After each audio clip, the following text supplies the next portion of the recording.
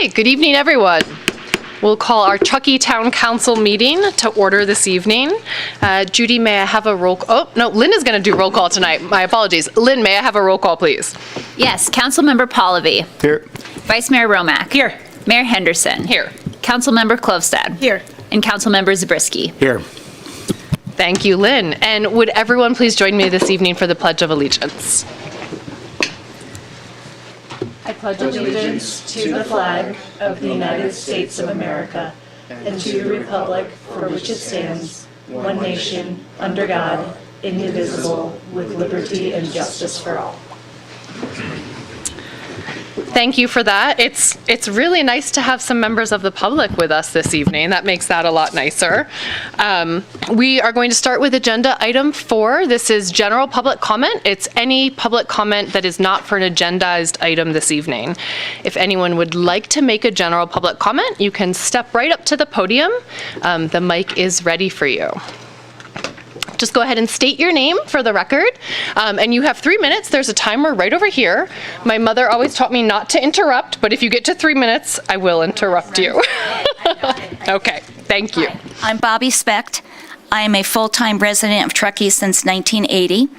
And 3.5 years ago, my husband and I moved from Tahoe Donner into Gray's Crossing. And what I'm here tonight to address is the 45-mile-an-hour speed limit on Prosser Dam Road, the lack of painted crossroads at the major intersection of Girard Way and Girard Road, and absolutely no signage indicating that there is a multi-purpose path that runs parallel to Prosser Dam Road. So when you enter Prosser Dam Road from the Ant Hill roundabout, that's what I indicated from, you start off at 25 miles an hour, and then you go to 15 miles an hour at the first roundabout. Then you go to 45 miles an hour, back to 15 at the second roundabout, back up to 45 miles an hour, and then you end at 35 miles an hour farther down Prosser Dam Road. 45 miles an hour is an excessive speed through a residential area. We have a lot more people living in Grays, so there are a lot more people using the multi-purpose path. Young children on bikes. There's quite a few kids that commute from the Grays neighborhood over to the Alder Creek Middle School. There are parents and grandparents walking with young ones. There's bicyclists, etc. So the intersection at Girard Way and Girard Road is a main intersection. The majority of people that live on this side of Grays enter from that Girard Road onto Prosser Dam Road to exit out of the development. In the winter especially, when there is snow piled up, it becomes a blind corner when you're looking down Prosser Dam Road, and you have to inch your way out into 45-mile-an-hour traffic. Also at that intersection, it's where the bike path, the multi-purpose path, crosses Prosser Dam Road to the other side of the road. There is absolutely no indication that this is a pedestrian crossover. There are no painted lines, there are no signs, etc. So back to the speed, we transitioned 6 times to different speeds on Prosser Dam Road, and I don't understand why 35 cannot be the max. It would eliminate 2 transitions of 15 miles an hour back up to 45, 45 down to 15 at the roundabout. So about 3 weeks ago, a car going 45 miles an hour at Prosser Dam Road was not able to negotiate the 15-mile-an-hour roundabout and slammed into the steel light post. Now, these are steel-beamed light posts. It lifted the light post up off the ground, dislodged the main fixture, the light fixture. This happened 2 feet from the walking path. Time. Bobby, thank you so much for your comments. And I would also ask, I'm sure we have some members from staff who might be willing to connect with Bobby to talk about the speed limit and pedestrian crossings. Yes, absolutely. If we can get your contact information, we'll be in touch. Thank you. Thank you, Bobby. Is there anyone else who would like to make a general public comment this evening? Again, this is for an item that is not agendized. Great. My name's Jay Verkler. I've had a cabin over on Donner Lake for about 25 years. I've worked quite a bit with the staff already. In fact, I want to make clear, none of the points I'm making are intended to be derogatory to all of staff. I have the highest regard for staff. I look forward to working with them in the future. I do want to raise 3 issues that I think the council will be involved in at some point. So I'm trying to bring on that, and they all regard Donner Lake. Donner Lake is complicated because there's lots of agencies involved and kind of everybody has a finger in it, but no one really has responsibility for it. And I understand all those dynamics are not simple. I worked with staff back in 2013 and 14, Dan Olson and Teresa Crimmins, to develop the invasive species inspection program. And we came up with a pretty good program, implemented it, worked great for 5 years until it ran out of grant money. And we have a self-inspection program, which is the best you can do with no money, but it's not working very well. And the reason I say it's not working is I've actually watched boats coming in and out, how many have stickers, how many don't have stickers, those sorts of things. I've talked with the people in Parks and Rec on the dock, and then I'm pretty involved with the Donner Lake Property Association. So for your heads up, I think we're going to need to redesign a program, and you're probably going to need some budget support for that this year. Then you may need a lot of budget support for the actual program later, but this year probably needs some budget support in this fiscal year to just design something. We had Teresa Crimmins full-time on this, working with the PIO, Dan Olson, at the time, and I think the police department and the PIO has a lot of things to do, and designing a program is a kind of a big lift. So you're going to have to think about how to staff it and how to create budget for it, and I encourage you to think about that. I also think there's some 2022 initiatives that we can put in place that will make it better than it is, but won't be what we need to get to protect the lake. And hopefully it's clear to everyone why we need to protect the lake. If we had an infestation, the use of the lake goes down substantially. The value of that the lake brings to Truckee goes down substantially. Property values decline. I mean, it's a bad thing. So that's probably my top agenda. The second one is kind of startling to understand this, but I realized agencies really don't know the level of safety and danger on the lake. 2020 was a dangerous year. We had a couple of near fatal accidents. Those don't get reported to the police department. They get reported to the DMV if you're illegally doing what you need to do, but there's no feed from the DMV to the police department. They didn't even know about them. And again, I'm not decrying the police department, but we need to kind of think through how the commercial operators work there on the lake, how we can get better access to the information. I think the residents could provide a lot of information about the safety levels on the lake. And then, of course, there's always staffing for police on the lake and so forth. The third issue is a commercial rubric for commercial vendors on the lake. We had a group called Floater with a Motor that got a license, but it was kind of odd that we were debating it in the Planning Commission instead of the council. Thank you. Jay, thank you so much for bringing those to our attention, and I'm sure you've heard this council talk about Donner Lake and the importance of it for our community and preserving it. So thank you for that, and we'll connect with staff more as well. Is there anyone else who would like to make a general public comment this evening? Okay, seeing none, we will close general public comment, item 4, and we will move right into our presentations. We have a couple of proclamations this evening. These are always really fun. So the first one, we're going to do our Earth Day proclamation. And Missy, I would invite you to join me up at the podium, please.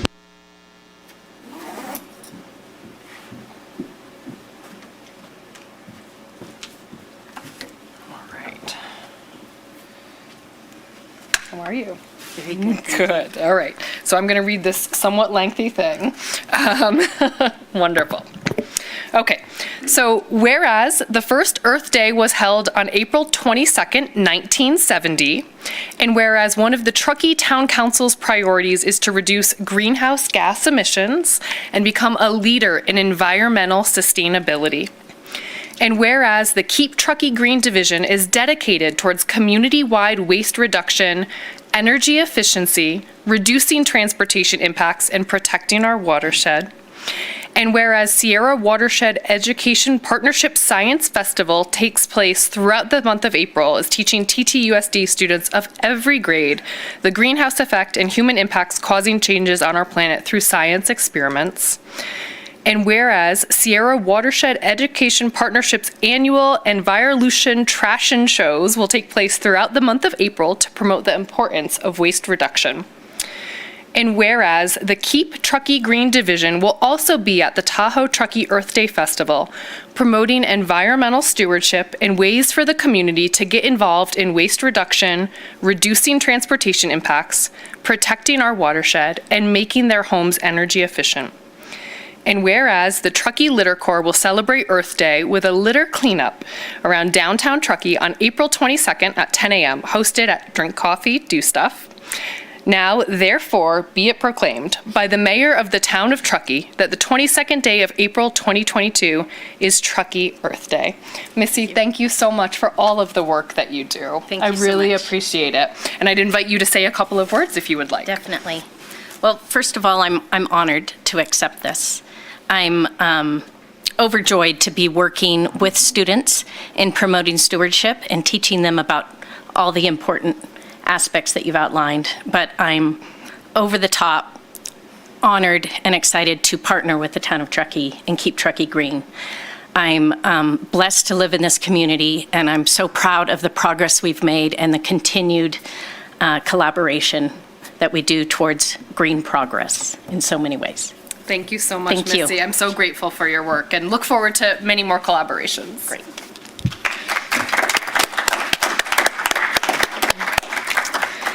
And we have another proclamation, so I would invite Tracy up to the podium as well today. And my support team. Wonderful, and support team. And this is for our Donate Life Month proclamation. So you can come close here.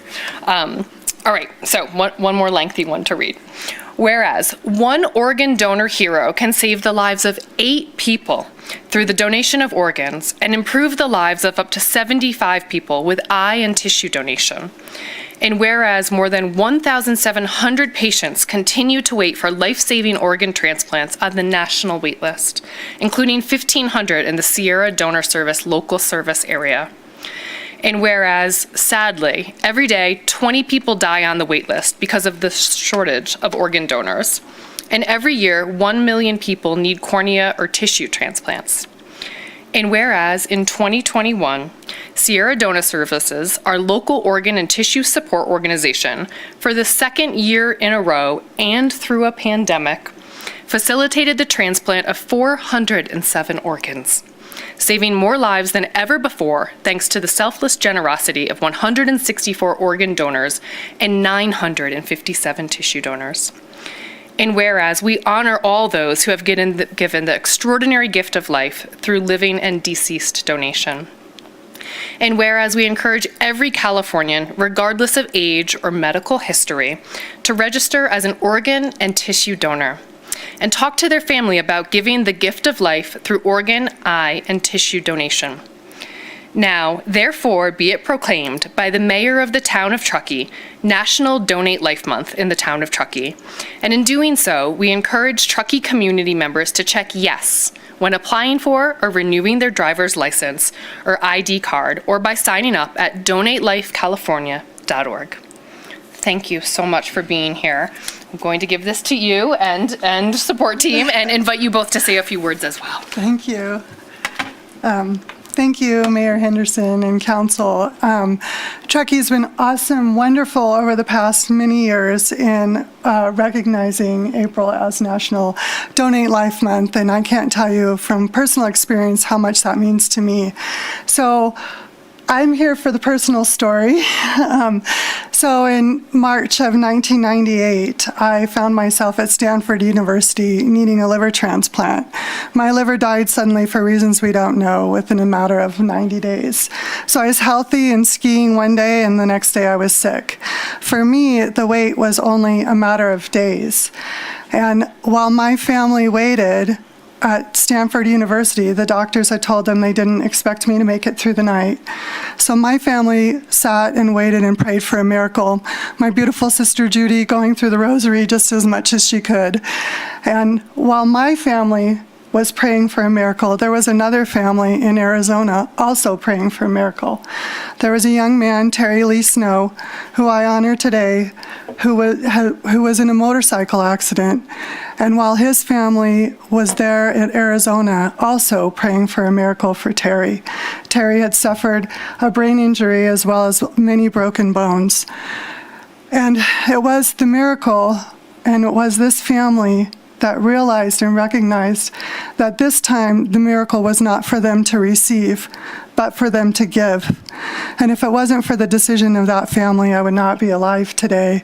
And not only did Terry save my life, he saved the life of a father who needed a heart transplant, of a mother who needed a kidney transplant, of another young person that also needed a kidney transplant, and of a lung recipient. He also gave sight to 2 people, and he provided tissue for many more.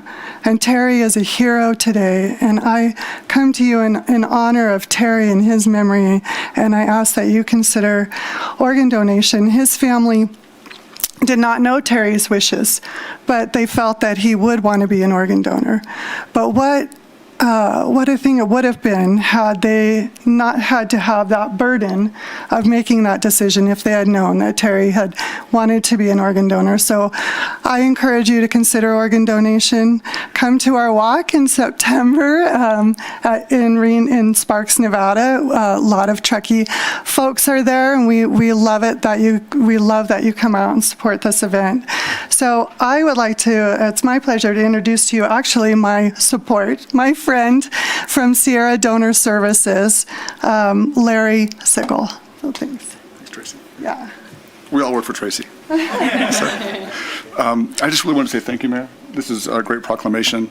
As the mayor read in the proclamation, this is a very important month. This month was created by Donate Life America through their Donate Life partners.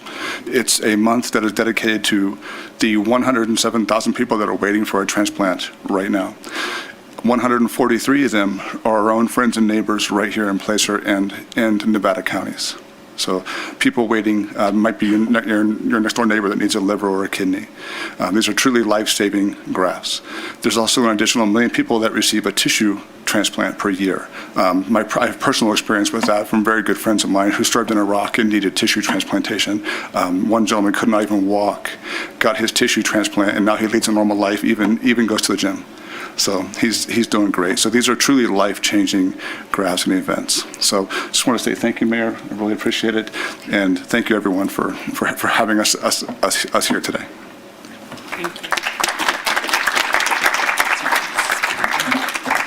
Thank you so much for being here, for sharing your personal story and continuing to be such strong advocates. Thank you. All right, with that, Yumi, I'm going to turn it over to you for a presentation. 5.3, Yumi, our senior planner, is going to present the Historic Preservation Advisory Commission Awards. Thank you, Mayor. Good evening, council members. This has been long overdue. It's since 2019, but we're here to award the Excellence in Preservation, Historic Preservation Award for 2019 and 2021. 2020 was unfortunately a lost year due to COVID, but we won't speak of such a year. This presentation will be brief, but we wanted to take the opportunity to highlight these projects. The historic preservation in Truckee can be very challenging, and the work done on these historic buildings have truly been impactful. So just to give you a little background, the general plan has policies and programs in the community character element that seek to preserve the downtown's rich legacy of historic buildings and sites and ensure that new development respects the character and context of these resources. To that end, one of the action items in the general plan is to develop a local preservation awards program to recognize outstanding efforts in historic preservation. The Historic Preservation Advisory Commission, HPAC, created the recognition program in 2018 and created the following criteria where only structures can be considered, no signage generally. Projects may be historic or new construction. Projects completed within the last 5 years have preference, but it's not mandatory. If projects within the last 5 years do not meet the criteria, projects older than 5 years can be considered. Design features considered a high-quality design, adherence to historic design guidelines, consistency with the character area of the historic district, achievement of identified restoration opportunities in the architectural inventory, and then they highlighted some adaptive reuse of historic buildings as a key feature desired in an award recipient. And the awards are actually provided to the restorer of the project, not the project itself. And so in 2018, HPAC awarded the inaugural award to Zachary Cowan for his work on the red light. So the first award that we're going to speak of tonight is the 2019 Historic Preservation Award, and that would go to John McManus, who did work on the Chinese herb shop. And that project is located on the on Southeast River Street, right on the northeast corner. And I think we're all aware of that building. And this is what it looked like at some unknown point in history, but we know it's old because there's like old-timey car in the front of the building. In 1905, this is what the building looked like, and in 1980. And in 2003, this is what it looked like. And then this is what it looked like under construction. So the Chinese herb shop, it was originally built in 1878. It's considered a Category B supporting building on a scale of A, B, C, and D. It's in the river character area, and it's the last remaining structure of the Chinese community that lived in Truckee between 1867 to 1886. So it's a key historic building in Truckee. And in 2003, John McManus had a vision to restore the building to its 1915 year of significance, and converted the non-conforming industrial use to office retail, added off-site parking. The applicant researched the history of the structure to see exactly what it would look like in 1915, and to be clear that this is the town's most substantial restoration project to date. It was a pretty big deal. And this is what it looks like now. And as noted, moving on, 2020 was a forgotten year, and in 2021, we awarded a Historic Preservation Award to Tanya Thayer and Aaron Bigelow, who owned CB White House at that time. And CB White House is located in Brickletown. It's like in central Brickletown. It's looked like this in 1920. We don't have anything from earlier in 1920. The main mass of the building was constructed in 1873 in what is known as the boomtown years of Truckee. The carriage house, the ancillary building, was constructed in 1907.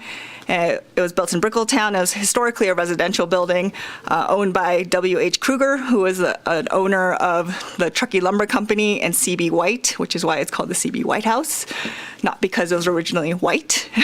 And it was listed on the National Register of Historic Places in 1982. This is the first building in Truckee and only one of two buildings in Truckee that are listed on this National Register. So this, too, is a very important building to the town. It's a Category A essential building, so the most important historical building in Truckee. And in 2013, as is with Truckee's history, a fire destroyed a portion of the northeastern part of the building. And this is what it looked like in 1981. Historically, the stairs came out towards the front rather than the two stairs you see in this picture and what you've seen today, but that's since changed historically. And I don't know exactly the date of the building, the picture to the upper left, but it was before 2013 when the fire occurred at the building. To give you a little background, in 2015, Tanya Thayer and Aaron Bigelow purchased this property, and in 2017 partnered with the town to complete Brickletown streetscape improvements in front of this property, including an outdoor plaza. And in 2019, they received approval for exterior modifications to the building and replaced the painted wood shingles, rebuilt the staircase with new railings, removed the lattice and wood shingle on the face of the staircase, and then expanded the side deck. So this is what it looked like now. And you can see that they've painted it a bright blue. And this is the carriage house. And then this is what it looks like today. They've since sold it to RMU, which you may have visited. And we have created an award for this particular project, or awards for the Historic Preservation Award. We had a different artist in the first year. We've since worked with another local artist, Mountain Forge, to create another award. And we do have Tanya Thayer here to give the award to. But I did want to make a quick note that both the Chinese Herb Shop and CB White House are prominently located in key areas of our downtown and are important buildings to our history. The work that both of these parties did was a labor of love, and Truckee's historic character has been enhanced by both of these projects. John McManus unfortunately passed away in 2019, but we've reached out to his wife, Rhonda, who was happy to hear that John's vision and contribution to downtown Truckee over the years is being recognized. And we'll be coordinating with her to get her very heavy award. Tanya is here, and we can meet at the podium, or at the lectern, to present the award.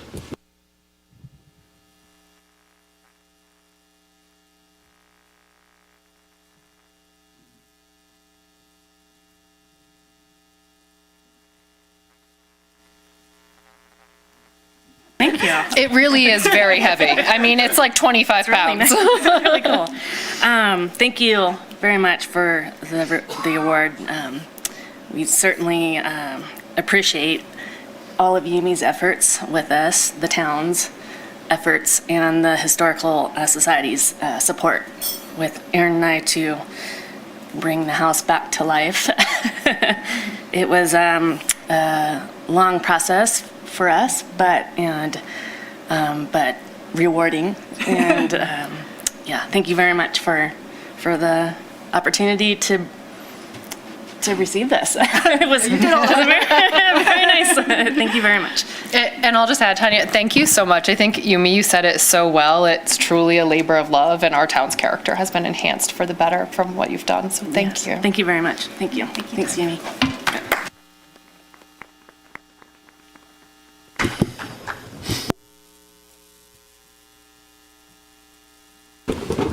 And a quick note, May is Preservation Month, so hug your local preservationists.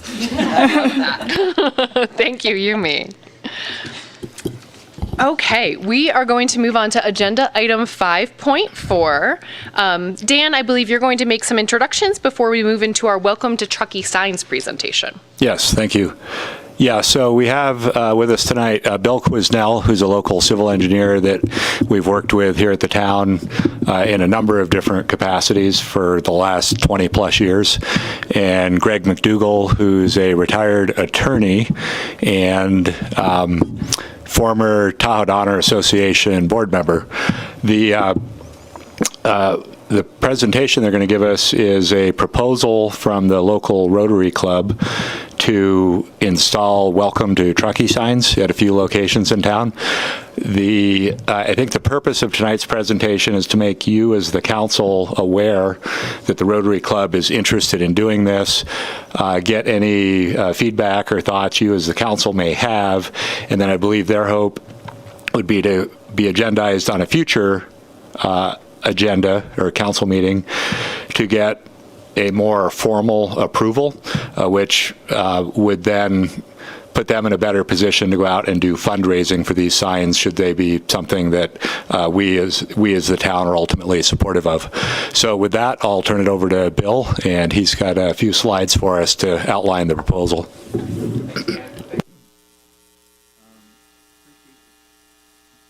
Appreciate the opportunity to be here behind the red light. And what a great segue for those historic projects, seeing those. I was very lucky to have actually worked on both of those. And as my career in Truckee has gone over many, many years, working downtown has always been, it's not always easy, but it's always the most exciting and worthwhile and a great part of it. So in that same vein, we're going to talk a little bit about the Welcome to Truckee sign project that the Rotary has kind of resurrected from 20-something years ago, and tell you a little bit about it, as Dan kind of discussed, and then we'll see where we can go from there. So if I can work this flick. There we go. So back in the early 2000s, this project was first proposed by CAT, and as you can see, it was more wayfinding signage than just a general welcome. And it started, I'm told, before my time, but it was started because this thing called the bypass was going to be constructed, and there was this concern that downtown Truckee and the historic district and Commercial Row was going to be lost because nobody will know where it was going to be. Well, we all have our worries, and it was valid at the time, but probably not so applicable these days. But this was original proposal back in 2001. It kind of languished for a number of reasons, money-wise, permitting-wise, figuring out where the heck to put this sign with the arrows. And so that was the start, 2001. It was originally designed by a local architect named Peter Gurdon, who many of you probably know and have worked with and is still around. And I've talked to Peter lately about this, and he's very excited to see it be resurrected and working forward. So it's morphed into something more of a general welcome sign. We've taken away the wayfinding, changed the language a little bit, and just say, welcome to Truckee. It's more about bringing people and welcoming to the community that we all very much support and like living here, even when it's 10 degrees this morning. And so we've modified it a little bit, the language. Just for a little bit of background, the sign is big. It's about 10 feet by 10 feet because we're talking about something that has to be large enough to be seen as a car is driving by it. The base is 3 to 4 feet tall so that when we get snow, the sign is still visible on a year-round basis. It's lit with small LED downlighting signage. The materials are more in keeping with what you might see in other signs or other parts of the community, and building materials, stone, metal, heavy timber, that kind of thing. So that's just a very generic slide talking about how this thing would be laid out and what it might look like. We know that there'll be work involved in finalizing engineering drawings and that kind of thing, and we'll talk about that in a minute, but this is what the sign has morphed into. Gosh, this shouldn't be that hard. We knew that there were probably 4 places that it made the most sense to put these signs. One would be coming from the south in 267, somewhere before you get to the Brockway Road roundabout. Coming from the north before you get to the Truckee Way roundabout coming south on 89 north. Coming in on 89 south, once you get past the twin roundabouts at 80 before you get to Donner Pass Road, and then West Donner Pass Road, somewhere in the vicinity of Donner Lake, the east end of Donner Lake, or somewhere in that area. So we wanted to make sure that we're within the town limits under all circumstances, but also we weren't, again, making wayfinding signs, but we wanted people, when they started getting into the community core, to see this sign, this welcome. We spent a lot of time talking about permitting requirements and land ownership and all that. Dan was a great help to us. And in the end, we decided that our best bet would be to try to put these signs on town right-of-way from a permitting and ownership perspective. Based on what happened in Tahoe City with Caltrans and the welcome signs there, Caltrans really requires that a government entity be the permittee. I don't know that the town has the staff or the time these days for that. As in the town right-of-way, an individual person can get an encroachment permit. There are some rules. Normally those encroachment permits are issued by the town staff. This is a pretty big deal, and so we think that's why we're bringing it to council for input and discussion. And then we also talked about maybe putting these things on private property, but the logistics of private property and permitting and easements and ownership and frankly the review process, because if a sign is on private property, that goes through the whole development code process, which is good, but a little bit more lengthy time crunch. So in the end, we decided that putting these things in town right-of-way made the most sense. So we found 3 locations. The 4th one couldn't get it. The location at the top right corner is just off of 89 North near Rue Ivy. That's what we call location A. Location B is you're coming on Highway 267 and just past Airport Road before you get to Brockway Roundabout. It's kind of an obscure place, but if you look to the left of the road where the old Caltrans right-of-way used to be before 267 was rerouted, Hope Court, and there's some earthwork over there, and we think that we can build this thing in that embankment above the Caltrans fence and still be visible. The third site, Site C, is between Highway 80 and the old CHP office. The town owns more right-of-way in there than I thought they did, and so it makes logical sense for that to be the location. Where we were not successful is West Donner Pass Road. The logical place would seem to be where West Donner Pass Road, and you go over the bridge to get to the east end of Donner Lake. There is no town right-of-way in there. That's all owned by Caltrans.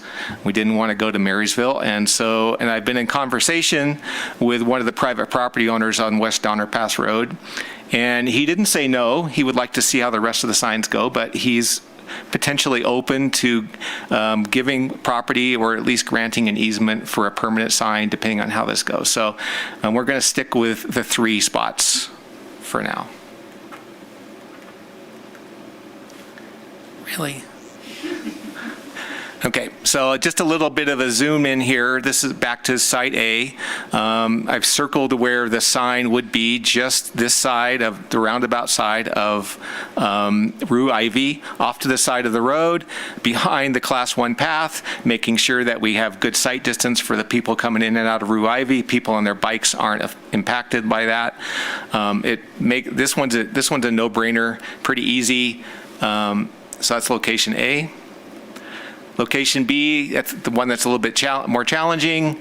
It's in the red circle there. My picture is taken somewhere near the Hampton Inn, looking kind of across the road at that embankment. Depending on what's going on structure-wise, we may have to enlarge that embankment or do something from an engineering geeky standpoint. But the point is that we think that works because people are looking that way. We'll make sure the sign is large enough that it's readable when people are doing their 50 or 55 miles an hour or whatever they're doing there.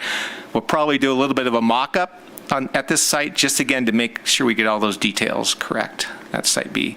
And here's Site C, again, between the roundabouts under Interstate 80 and the old CHP office. Again, it makes sense. It's a no-brainer. It's behind the trail, doesn't affect sight distance. It's a level site. It makes all sorts of good reason. So the next step, as Dan alluded to, we wanted to make this presentation tonight, make sure that everybody likes the idea of the Rotary moving forward and taking this project on.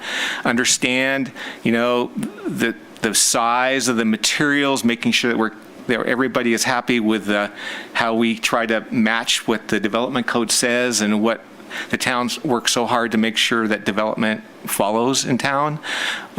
We want to make sure that the town, it would be supportive of granting the permit so that we can go start to do fundraising. We expect that these things are probably in the $30,000, $40,000 given the price of construction these days and materials, which is a crazy, silly number. But we want to make sure that we have the funds available to build them right, get them done, and move on and not have the project languish because of a mid-construction budget problem or something. So that's where we're at tonight. Would welcome any comments from council or staff. After the signs would be built, the Rotary's proposal would be that the signs would be dedicated to the town, just like any other frontage improvements that are built by a developer.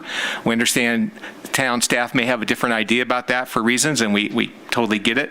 But we from a nonprofit kind of club standpoint would like to not have any liability of these signs. We want to make sure they're built right and built in the correct location, but would like to give those dedicate those to the town after the fact. But the Rotary would take perpetual maintenance responsibility for these signs, so it wouldn't be something that town staff and the public works crew has to worry about. We have started the construction process a little bit. We have a surveyor on board to map those sites and make sure we're not in the Caltrans right-of-way or in private right-of-way. We would, as I said, prepare the drawings to building department criteria, have them plan checked by whoever we need to at the town to make sure that they're right. Submit construction schedules so there's no start, stop, start, and figure out from a budget perspective if they're simultaneously or sequentially constructed. And there would be one person, and he's not here tonight, so I can volunteer him. That's Mitch, and he will be the point man. And so whenever there's an issue with anything going on, it's not trying to find a club member, it's finding the project manager. So that's a quick babbling about what the project is. Glad to discuss any questions that you might have and go from there.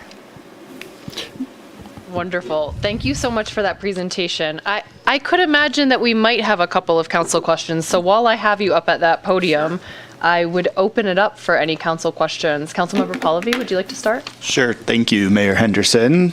Mr. Quisnell, how are you? Great. Nice to see you. Thank you for that really cool presentation. So funny enough, I've actually had 3 conversations in the past 2 weeks about wayfinding signage.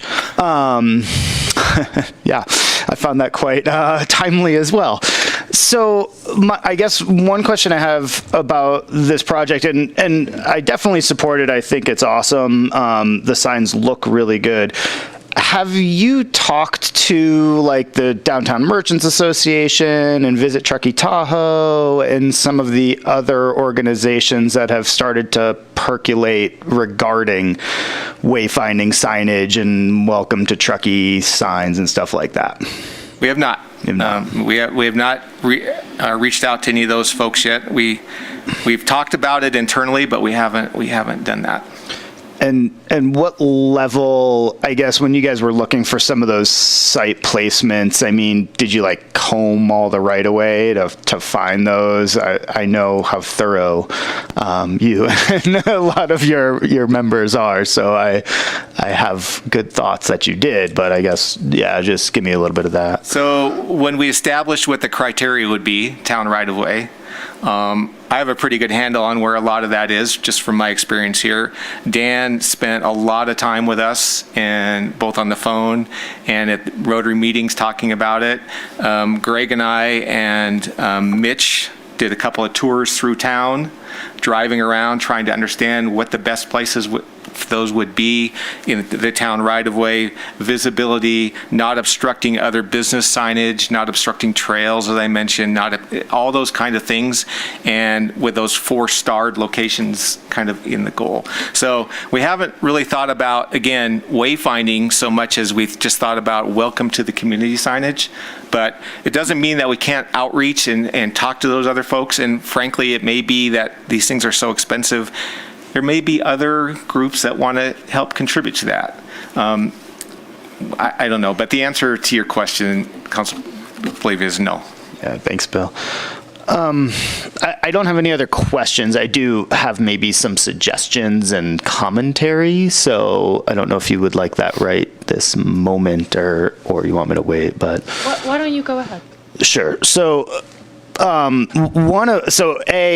I certainly don't want to sidetrack you guys. I think these look great. I think they are important, and I'm a 100% believer in sort of welcome signs. I was part of the Welcome to Kings Beach sign process when we did that many, many years ago. I think that there are other benefits as well. There's traffic calming benefits, right? There's sort of like, hey, you're entering a community now, slow down, especially if you are coming, for example, the other direction, if you were southbound on 89, right, and heading in towards Prosser. So I don't want to I don't want to hold things up necessarily, because I think you guys have some really interesting momentum. But what I would like to point out, and I kind of want to put it to the rest of us up here, is I actually think the timing is really interesting for a comprehensive sign program. We don't have that, and it's something that I'd like to see added to our work plan, as a matter of fact. coming up, and I know we talk about adding things to work plans at different times, but I'll just throw that one out here right now. And the reason is for a lot of reasons. So I literally had 3 conversations about wayfinding signage in the past 2 weeks, with an individual business owner being like, hey, how come there doesn't say more shops this way or something like that. He was giving an example of downtown at Jaboom Street because everybody stops right at Spring, right? The Downtown Merchants Association had another conversation with me about it, and Visit Truckee Tahoe has actually been talking about it for a number of years of wanting to create some better wayfinding signage. And what makes me slightly nervous about approving these sites in the way that they are is that I'm not sure we've like sort of kind of unraveled what the possibilities are, right? I mean, they could be better, there could be more, there could be less, there might be other places that might be more appropriate, because through sort of a more comprehensive wayfinding signage program, you start to identify all of the right-of-ways where some signage could be appropriate, could be different size signs at different points in the community, and then we might end up spending $40,000 right now in 2 months, go through a wayfinding signage program, and then a year from now we're like, oh, that might have been a lot better over here type of thing, right? So that's my concern with it, is if there's an appetite to move forward to look at a program, then it would behoove everybody to just sort of, be a little bit more patient and work together to see that goal through. Clearly, I'm not interested in inhibiting progress. That's not my goal, but it just seemed really interestingly and timely that you came to us with this, and I'm having these same conversations. And I know Visit Truckee is also interested in sort of moving some things like that forward. So I'll kind of leave it like that, but it's not that I don't support it. It's just I'd like to see a little bit more comprehensive work done, and I think that would come out of the public workshop more than anywhere to start. So that's what I got for you. Thank you, Councilmember Pallavi. Vice Mayor Romack, do you have any questions or just thoughts that you would like to share? Yes, I have both. And first, just a question about two of them. One of them is proposed next to the trail, as you showed in the map, near Rue Ivy, and then the other one would be by the sidewalk along 89 by the old CHP site. So I think this is a Dan question. Any concerns, especially now we're removing snow on our trails, like having a sign right there, would that affect snow removal on trails or any other unintended, things happening on a trail by having the signs right there? We're confident that it would not create a problem. Thank you. That's good to hear. And then maybe back to you, Dan, too. It sounded like maybe there are some concerns from these being dedicated to the town. I don't know if you want to speak to that at all. I'd just be curious. Sure. So there's really, with a proposal like this, there's kind of 3 things that we looked at. One, is this a request for the town to fund this, or is this a request for someone else to fund it? And then who's going to take care of it, and then who's going to own it, right? So from an operations perspective, if someone else is paying to install it and paying to take care of it, it makes things fairly straightforward on the operations side. The ownership issue, I think, is more of a liability and risk management question, and potentially, I talked with Andy Morris about this earlier today, potentially a prevailing wage issue. I know there's been some instances in the past where something has been built by the private sector, given to the public sector, and then there was a determination that because the public entity was the ultimate owner, that prevailing wage needed to be paid for the construction.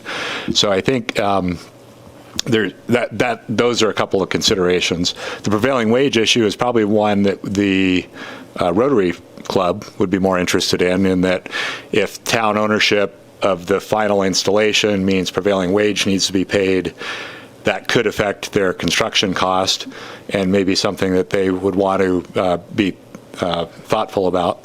And then the ownership issue is if there were some kind of a claim associated with the sign, if we own it, then that's going to change the the liability analysis slightly from if someone else owns it. So I think those are the considerations. Thank you. Appreciate that insight. And then just a few comments. I like the look of the signs too. As Councilmember Pallavi said, those look great. To be honest, coming in, you always hear talk of wayfinding, signage, and now, that we all have phones, multiple phones in our hands sometimes, there's less of a need for actual arrow wayfinding signs. So I liked that this has been modified to be more just a welcome sign. And what Councilmember Pallavi said, to bring people into the community and whatnot. But then echoing exactly what you said, thoughts on just, a town-wide kind of signage policy. These signs look great, but if there are other groups that are wanting to do signs as well, we want to make sure we're coordinating, putting signs in the spots that make the most sense, not, having all of a sudden town right-of-ways are littered with 5 signs because 5 different groups got fundraising dollars from different folks. So I think, great idea to work with some of these other groups that are looking into it and, how can we best combine resources and time to just make this the best for Truckee. Okay, thank you. Councilmember Klofstad.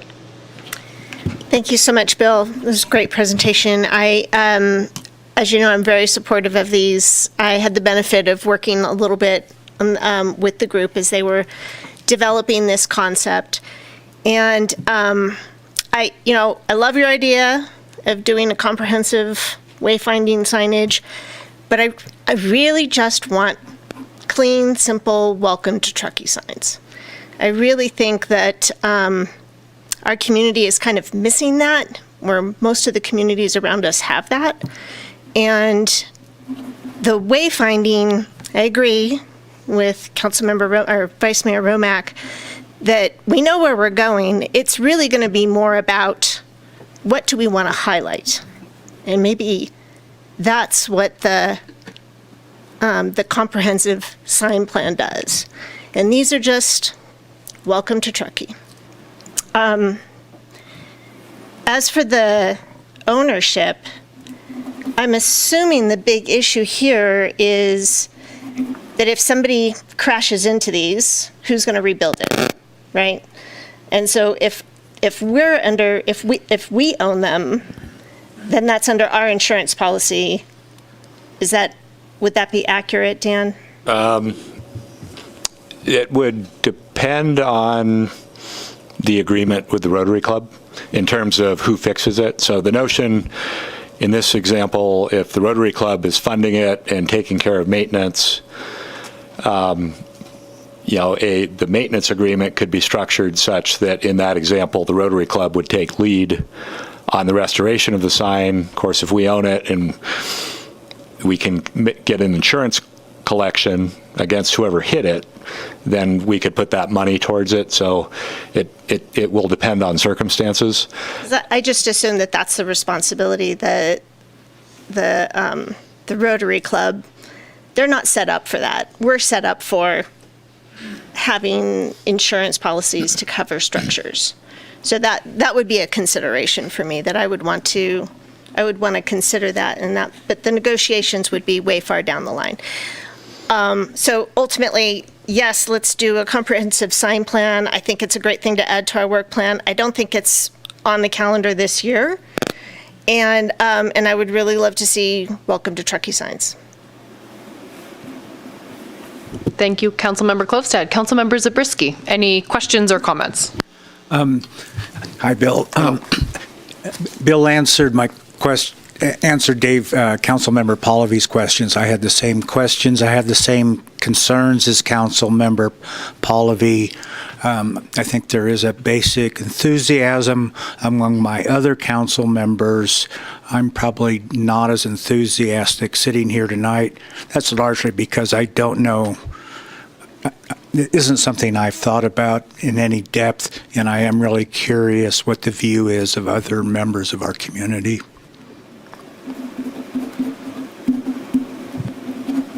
Okay, thank you, Councilmember Zabriskie.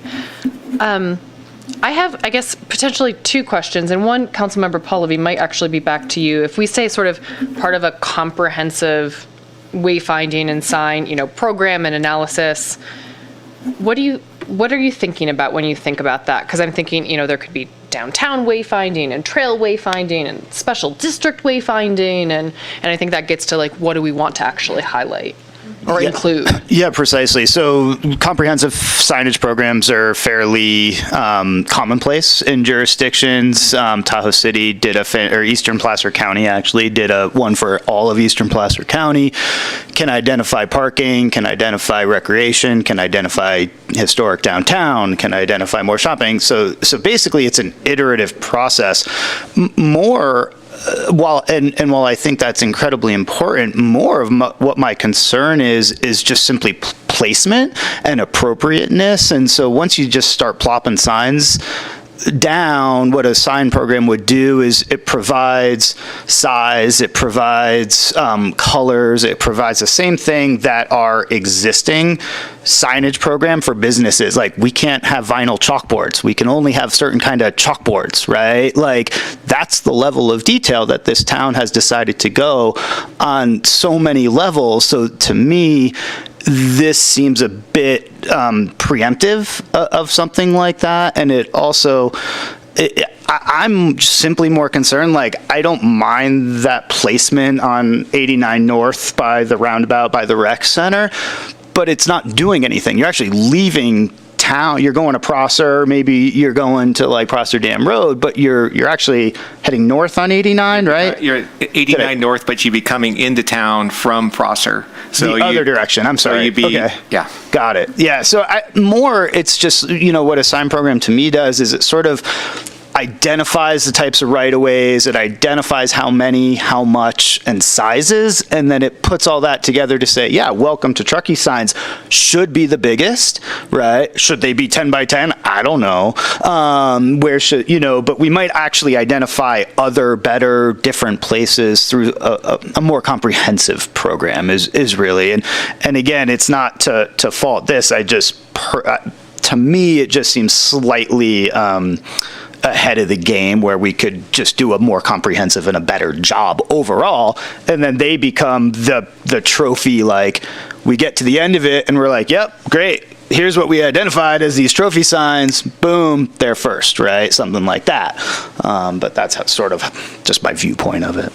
No, that's really helpful. And then this is probably a question maybe back to Dan. How long does it, if we move into a comprehensive wayfinding and sign program, how long does that take to execute? I think the one they did down in Eastern Placer County was a couple year-long process, and I think Dave may have been involved with that. He may know better than I. Yeah, anything in Eastern Placer County probably should take 4 times as long as it might take us. So I'm guessing we can maybe bust it out a little faster. I would have staff time though. What's that? Yeah, no. So I mean, that's why I'm saying, it's the timeliness is really funny. I was going to bring this I had no idea this was coming before us tonight until I saw the agenda, and I was literally in my council reports going to say, hey, how about we add a comprehensive sign program to our work plan? I mean, literally, I was going to say that tonight. Maybe I can interject here. We have our council priorities update tentatively scheduled for our next meeting, at which point you can have this conversation. I think somebody's already added it to the bike rack based on this conversation. Good save. For tonight's purposes, though, I think we want to give some good feedback to Bill and Greg so they know what to do. And I'm hearing some mixed messaging here in terms of not wanting to delay or stall the momentum behind this, but wanting something that maybe doesn't take 2 years, but generally sign programs and wayfinding programs are quite in-depth and take longer than 6 months, and that's not considering where we are with our schedule throughout this year with general plan conversations. Feasibly, it's not realistic for this year, just to have you start thinking about that. So for Bill and Greg and what their plan is, I think maybe we need to have some more conversations as a council about is there enough direction to talk to VTT and maybe TDMA in the chamber, maybe get some support for these general locations and move this piece forward to some degree, or not. That might be helpful for them in going forward at this point. and certainly don't want to preempt anybody's efforts, but as the club, I'll speak for Greg, we're glad to go down and talk to TDMA or the chamber and just give them the same presentation and tell them what we're doing, no wayfinding. We hear you big time, and just see what their take on it is, and then we can come back, or we can at least communicate with Jen and Dan and figure out, what the general mood, maybe that's not the right word, but what the general mood was in those conversations, and then we can figure out how to go forward. We certainly don't want to preempt anything, but there is some momentum, so we like to try and keep it going. So we'll make that commitment to make that outreach with the same presentation and see where it goes and report back to Dan and Jen, if that's a good starting point. I think that makes a lot of sense. And I want to say, because I didn't get to weigh in earlier, I do support this. I'm really excited to see this. I do think there's a component of inclusivity to this. And it also really, to me, sort of resonates on our council goal of community connectedness. And, how do we connect people sort of within this community and make them feel welcome? So sure. I'm excited to see the progress, and also appreciate my council members, viewpoints on overall wayfinding, and would love to see how those conversations go with some of the other organizations. Great, thank you. Thanks for your time. Thank you so much. Greg, I could tell you were doing this. Go ahead. I'm not eager to spring up here. I had talked to Tahoe City, and it was an interesting question because the very same problem, they took 6 years. It was, when I had in-depth conversations with those who led that whole effort, and it was very complex, as Dana said, far more than we can imagine. Their signage booklet is that thick. And it dealt with Caltrans and all these different districts and entities. I had no idea. And then we got the Caltrans issue, which extended out their signage. And so the tail wagged the dog is what happened. And they delayed and they delayed and they delayed. And I said, we can't do that. You got to, if we're going to do it, we're going to do it, because as Bill has said, it's been long overdue. I mean, the signage we had for so long, and when we're driving down Tahoe City and I see what they did, I knew we could do better. And this is a lot better. Pretty cool. So I get it, but I was blown away how complex it was. But they did it. They did it. And they do have a state highway going. There is their only road. Yeah. So that makes it a lot more challenging, just to be clear. Bill, Greg, thank you so much for being here tonight. Really exciting. Look forward to seeing the momentum carry forward.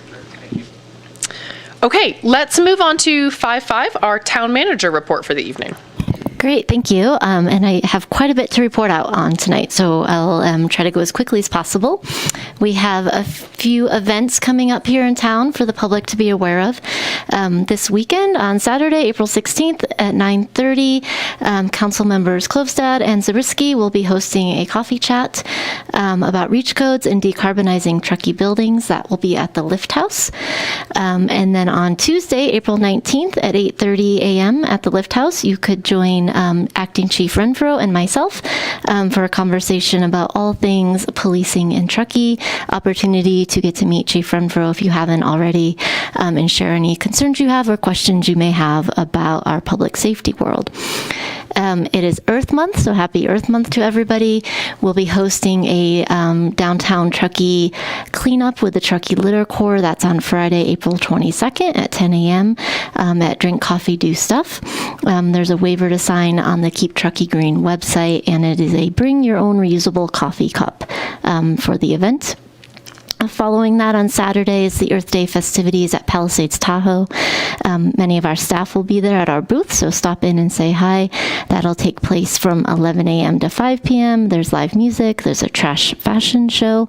It'll be a pretty big event, so we look forward to seeing you there. Our police department is hosting their drug take-back event on April 30th at 10 a.m. to 2 p.m. at the Gateway Shopping Center, so you can drop off any medications there that you wish to get rid of.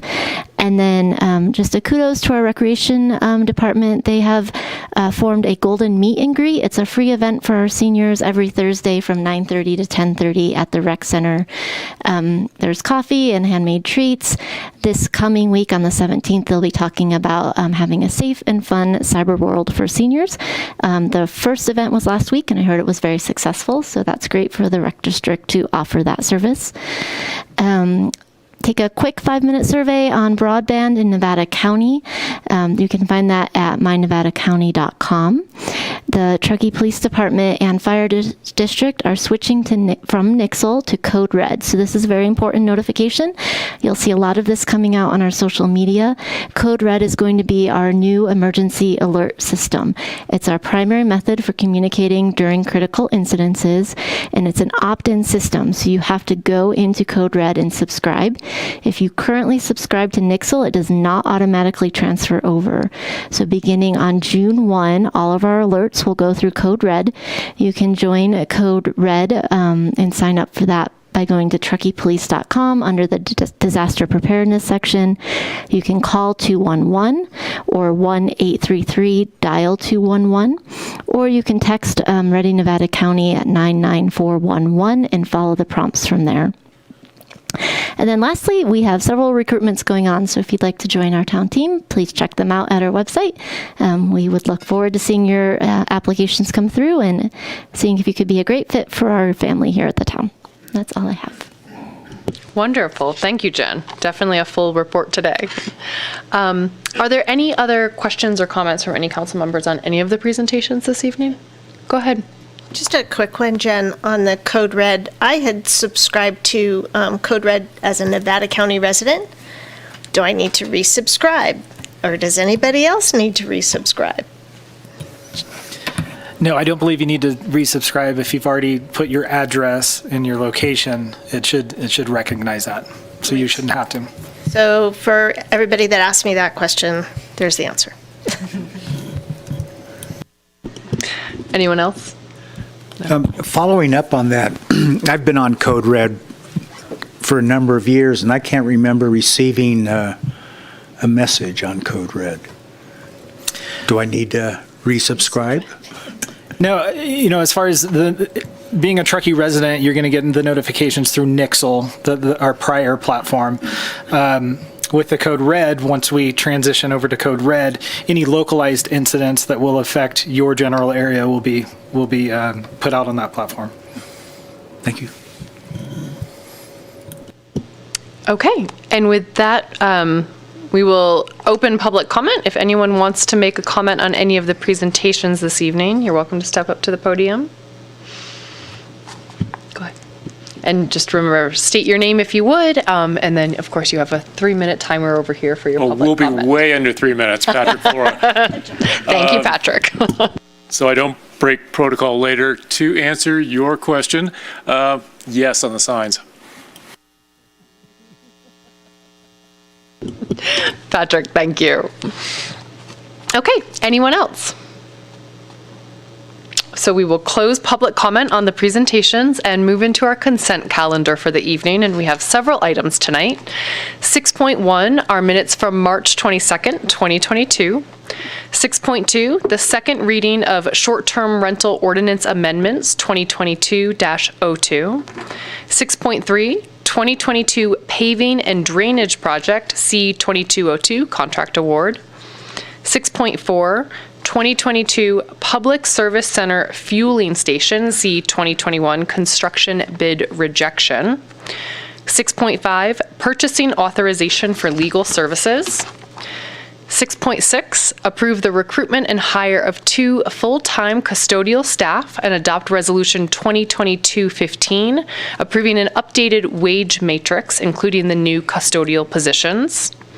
6.7, approval of Nevada County Transportation Commission's fiscal year 2022-23 overall work program and adoption of Resolution 2022-14. And 6.8, resolution in opposition to Taxpayer Protection and Government Accountability Act, AG 210042A1. Do I have any member of council this evening who would like to pull a consent item? Is there any member from staff who would like to pull a consent item this evening? No, Mayor. Thank you. Anyone from our public joining us who would like to pull a consent item? Okay, seeing none. May I have a motion for our consent calendar tonight? I move that we pass the consent calendar. And a second. I'll second. Thank you. All in favor? Aye. Aye. Any opposed? And our consent calendar passes unanimously. Thank you, everyone, for that. Well, we are just flying through our agenda tonight. We are going to move to our discussion items. Our first one is 7.1, the 2022 Coburn Crossing Use Agreement Review. And Yumi, I believe you are going to give us a presentation on this one. Yes, I am. Thank you. Hello again. We'll be talking about the Coburn Crossing Use Agreement. And just to give you a little background, this is a 138-unit apartment project within 5 buildings. 100 has also 114-unit hotel building, and it was originally approved in 2017 and with final occupancy for the building in 2020. As part of the original Planning Commission, or I guess it was the Town Council approval back in 2017, Coburn Crossing was approved with an alternative equivalent inclusionary housing proposal where instead of doing the standard 15% of the units as income restricted per our affordable housing requirements, they proposed a 100% locally oriented restriction on their units. This would mean that these units would be restricted to full-time residents, those with local employment, minimum 6-month initial lease, prohibition against short-term rentals and subdivision of the property, and would require annual monitoring. And this was considered a test run to see if this type of restriction would be beneficial to the town. Just as a quick note, we also have 6 workforce housing units that were required as part of the hotel. So those were actually deed restricted. But for the remainder of the units, they were all locally oriented deed restriction units. So today we're looking at that use agreement and seeing how that monitoring is going and whether or not this test is continuing to be successful as you found last year. The use agreement was approved, and it identified that the qualified residents for the Coburn Crossing needed to be a natural person who works an average of 30 hours or more per week at a business located within the boundaries of TTUSD, or a natural person who at the time of application to lease a unit lived within the boundaries of the TTUSD school district. So there were 2 different tiers. The lease terms for a period were required to be a period of not less than 6 months and not greater than 12 months in duration, as well as what we're doing here today, which is annual monitoring. In 2021, the council requested a review of the Coburn Crossing deed restriction, and the property owner agreed to pay for 100% monitoring of all the units in 2021, 2022, and 2023. Generally, we don't necessarily do 100% monitoring of all the units. Sometimes it's 5 to 10% of the units. Because the property owner agreed, we did 100% monitoring, and he agreed to pay for that monitoring with our consultant. While there were some discrepancies in 2021, council found that the project was largely in compliance and that the use agreement was serving a need within our community. And the council requested that the 2022 audit be presented at council with the potential that the 2023 audit would be conducted at the staff level unless issues arise. Future audits will revert back to the standard monitoring process unless directed otherwise. In February of this year, our consultant, Joanne, did a desk monitoring of all 100% of the units for Coburn Crossing. There were 11 vacancies, including 1 income restricted unit. So she did the remainder of the units. The workforce housing units were found to be in compliance. As noted, 1 was vacant. 2 units leased in the past year did not meet the requirements of the lease. Both of those units had residents that worked from home, so didn't meet the criteria for working within the TTUSD boundaries, and did not live within the TTUSD boundaries at the time of application. 24 units met the qualified resident requirement through residence, 35 through employment, and 65 through both. No units were leased to an entity other than a natural person, which is one item that came up in the last annual monitoring process. And so that was remedied. And then all initial leases were 6 to 12 months, but 16 were found to be on a month-to-month basis, which is in breach of the use agreement. that is one of the questions that we are bringing forward to council today. This was came up as a public comment before it came before you today. Right now, the use agreement requires lease of an initial lease of 6 or 12 months. The conditions of approval within the town council approval actually only requires it for the initial lease, so there isn't a term for ongoing leases. As noted, 16 tenants were on a month-to-month basis after initial longer-term lease. The project manager for Coburn Crossing stated that the month-to-month leasing is at the request of the tenant, but I wasn't able to confirm that with the tenants. Allowing month-to-month leasing is standard among deed-restricted housing in general, per our consultant, but is generally not desired since those are generally income-restricted rather than market-rate units restricted to locals. So she's thought maybe it would be different for a market-rate project like Coburn Crossing. So staff has received this request from a previous resident of Coburn Crossing. They thought a little more flexibility since maybe their housing wouldn't necessarily line up if they had a second housing availability elsewhere following their lease with Coburn Crossing. So today, the question before the council is whether or not to consider revising the use agreement to allow month-to-month leasing after a 6 or 12-month lease at the tenant's request, and that it would only be allowed to be changed in the use agreement if the property owner was amenable, but obviously since they are already doing that, there is a likelihood that they would be amenable. But that would be up to the town attorney and the property owner to come up with whatever that language would be. So today, staff believes that the use agreement is largely being complied with, aside from those 16 month-to-month units and those 2 units that weren't qualified residents at the time and are now considered qualified residents since they have lived in Coburn Crossing. Staff believes that the use agreement is being complied with.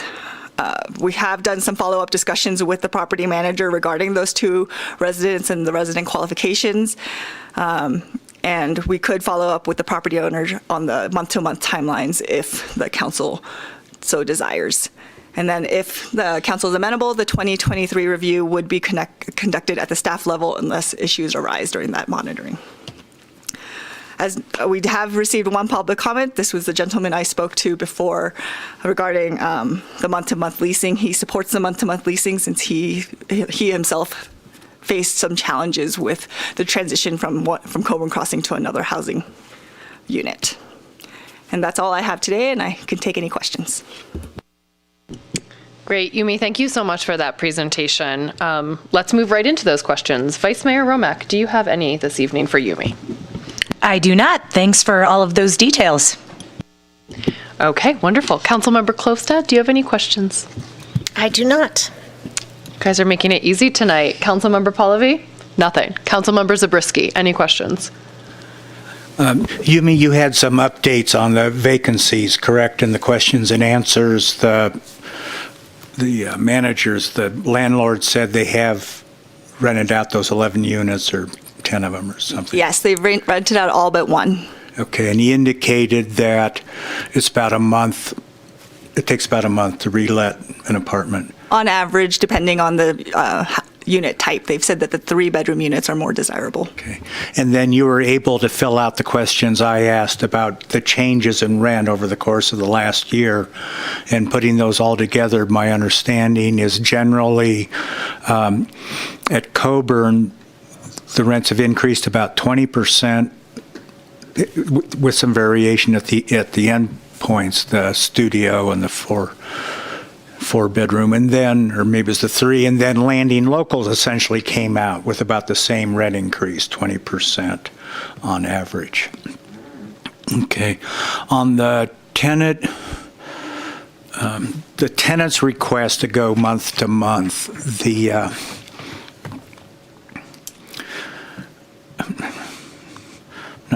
not sure how to pose this question. I'm going to pose it just as my experience. Just by coincidence, I represented a number of tenants here in Truckee over the years who had landlord-tenant issues, and often, in most cases, they were on a month-to-month lease after a certain period of time, and I suspect their concerns were the same as the individual approaching you, the fear of being obligated under a long-term lease when for some reason they lost their job, had a medical emergency, whatever, something came up, and they feared they'd have to continue paying rent or some damages. And working against that is the fact this is a landlord's market, and tenants may not realize the landlord's going to be able to release the unit such that the renter's fear is unfounded, at least in these current conditions. Are you able to elaborate on what might be the pros and cons of allowing tenants to go month to month at Coburn Crossing after their initial lease term expires? I don't think I can go in depth on that topic. I think that what I've heard from the public or from this one resident is that they want a little flexibility if they found another housing unit. They've encountered another resident at Coburn Crossing who found an income restricted house unit in one of our income restricted projects, but the timelines didn't quite match up. So they were required to either move twice into a temporary transitional home with a family member, and then move again to the home they wanted, or enter into a 6-month lease that they weren't prepared to go the distance on. Okay. Has the landlord expressed an opinion on allowing month to month?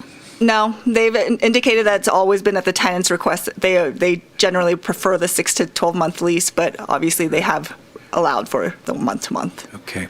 And then something else, the landlord had said that the rents have increased about 5% a year. He's referring to existing tenants, correct? As yes. Distinguished from... That's correct. Yeah. Okay. Thank you very much. Okay. Thank you, Councilmember Zabriskie. I will open public comment. Mr. Flora, would you like to? No comments. Okay. Seeing no other members of the public with us anymore this evening, I will close public comment and we'll move into council deliberation. Vice Mayor Romack, I will turn back to you. And of course, a key question is the consideration of amending the use agreement to allow, a month to month after the initial lease term. Thank you. And thank you, Yumi, for all that info. Thank you to staff, Joanne Anders, for working on this. It was great to read the report this year compared to last year, and they are in compliance. It seems like, we're getting people in there that are looking to live in Truckee, which is fantastic, and work in Truckee. I am definitely supportive of amending the use agreement to allow for month to month after a longer term lease has concluded. I feel like most of my leases in Truckee were that way. So it seems to make sense. And I know, some of the cases that were brought up in public comment about, waiting to move to another place, or, maybe people are going to purchase a home with the below market rate program, but that takes 2 months. So having that opportunity makes a lot of sense to support our local community members. Thank you, Vice Mayor Romack. Councilmember Klofstad, back over to you. Thank you. Actually, it's great to have former Mayor Flora here to witness the success of this project that you brainchilded back in your day. I'm pretty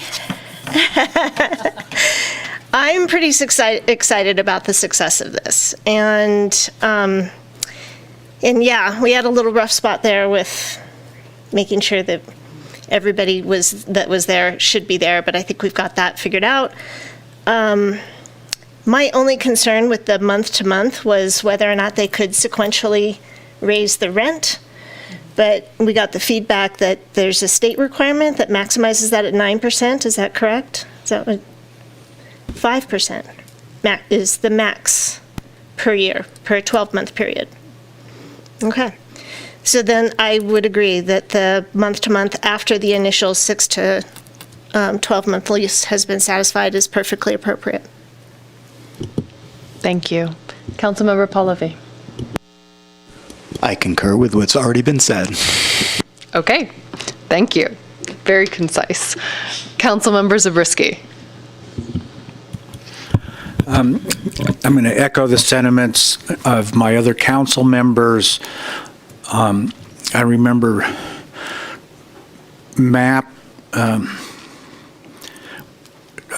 was involved in having the audits performed, and I consider this success in terms of actually having workforce people and permanent residents living at Coburn Crossing. I think we should attribute some of that success to MAP. I hope MAP is hearing how successful Coburn is. I guess the only reservation would be the number of permanent residents who aren't actually employed locally. There's a certain proportion there. On the 9% cap on rental increases, it's a shame that doesn't also apply to mobile home parks in Truckee, because their income is not coming close. They're even worse off, those residents, those workers, in terms of keeping up with the increase in space rents. So. And did I hear your opinion on the month-to-month leasing option after the initial lease term? Yes, I agree with that. Okay. Okay. Wonderful. I also support the month-to-month leasing option. I think the public comment that was sent in was very descriptive of the types of circumstances that would really require that type of flexibility. And as a council, we're dedicated to improving housing and trying to make housing more inclusive and easier for people who want to, live and work here. So I absolutely support that. So I am hearing that we are pretty unanimous in that. Is there anything else that anyone would like to deliberate on? Otherwise, I feel like I'm ready to entertain a motion if anyone would like to make one.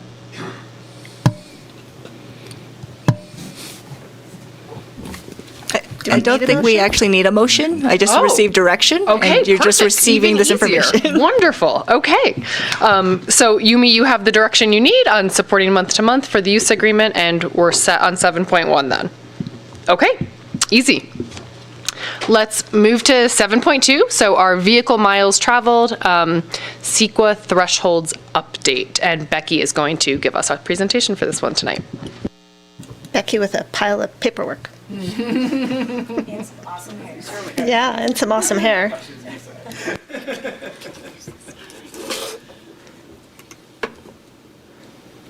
Okay. All right. Let's talk about vehicle miles traveled, or VMT, and potentially updating our CEQA thresholds related to VMT. I feel like we've talked about this a few times in this setting, and so I won't get into it too much, but for VMT, it's the requirement to start looking at VMT is based on an SB 743 established in 2013. It basically told us that instead of, for CEQA, review, instead of looking at level of service, which really looks at roadway capacity and intersection capacity congestion, we're required to look at VMT for transportation impacts. And one of the goals of that is to reduce greenhouse gas emissions, but also to develop multimodal transportation networks and a diversity of land uses and better kind of land use planning. So when we developed our thresholds, they first were adopted in 2020, and really we had three main goals on staff to make sure they're defensible in terms of CEQA, make sure they are simple and easy to apply, so when a project comes in, engineering and planning staff are clear on whether or not a VMT analysis is required, and whether or not thresholds are exceeded, and then to limit unnecessary analysis. So our current thresholds that were adopted in June 2020, there really is two parts to them. The first is there's a number of projects that are identified as being screened out or exempt, and basically what that means is there are certain projects that we've said are presumed to have a less than significant impact on VMT, and so no VMT analysis is necessary. And then the second part of the thresholds is establishing the significance thresholds. So this list here is what we currently have in our thresholds as being screened out or not needing to do a VMT analysis. So affordable housing units, and 75% of the units need to be affordable to qualify. New residential development located within a certain geographic area that's identified in our thresholds. And actually, I'll just click over that. This is in our current threshold. So really that represents a sort of the center of downtown along major transportation corridors that are generally served by transit, have good access to pedestrian and bicycle facilities. So any residential that's located in this geographic area would be screened out. And then there's local serving commercial development that's 10,000 square feet or less anywhere in the town. Transit and active transportation improvements and transportation projects that are consistent with some OPR recommendations. But really what that means is things like roundabouts, traffic calming devices, and roadside safety devices. And then our current thresholds of significance. So when we're trying to determine if a project's not screened out and a VMT analysis is required, what we do is look at these criteria to determine if it's got a significant impact related to VMT. So if the project's inconsistent with the general plan and with the assumptions in the general plan such that it generates more VMT than was originally assumed in the general plan analysis, it would be considered a significant impact. Or if the project's daily VMT per unit development, so for housing it's per residential unit, or for office it might be square feet floor area. So if the project itself, the project-specific VMT per unit development is greater than 85% of the town-wide average for similar types of land uses, then it's considered to have a significant impact. So that's our current thresholds. We were in front of council in October of 2021, and we had some very minor updates that we were recommending at that time. Generally, we wanted to broaden the definition of commercial and just call it all non-residential. So there was screening criteria for all non-residential.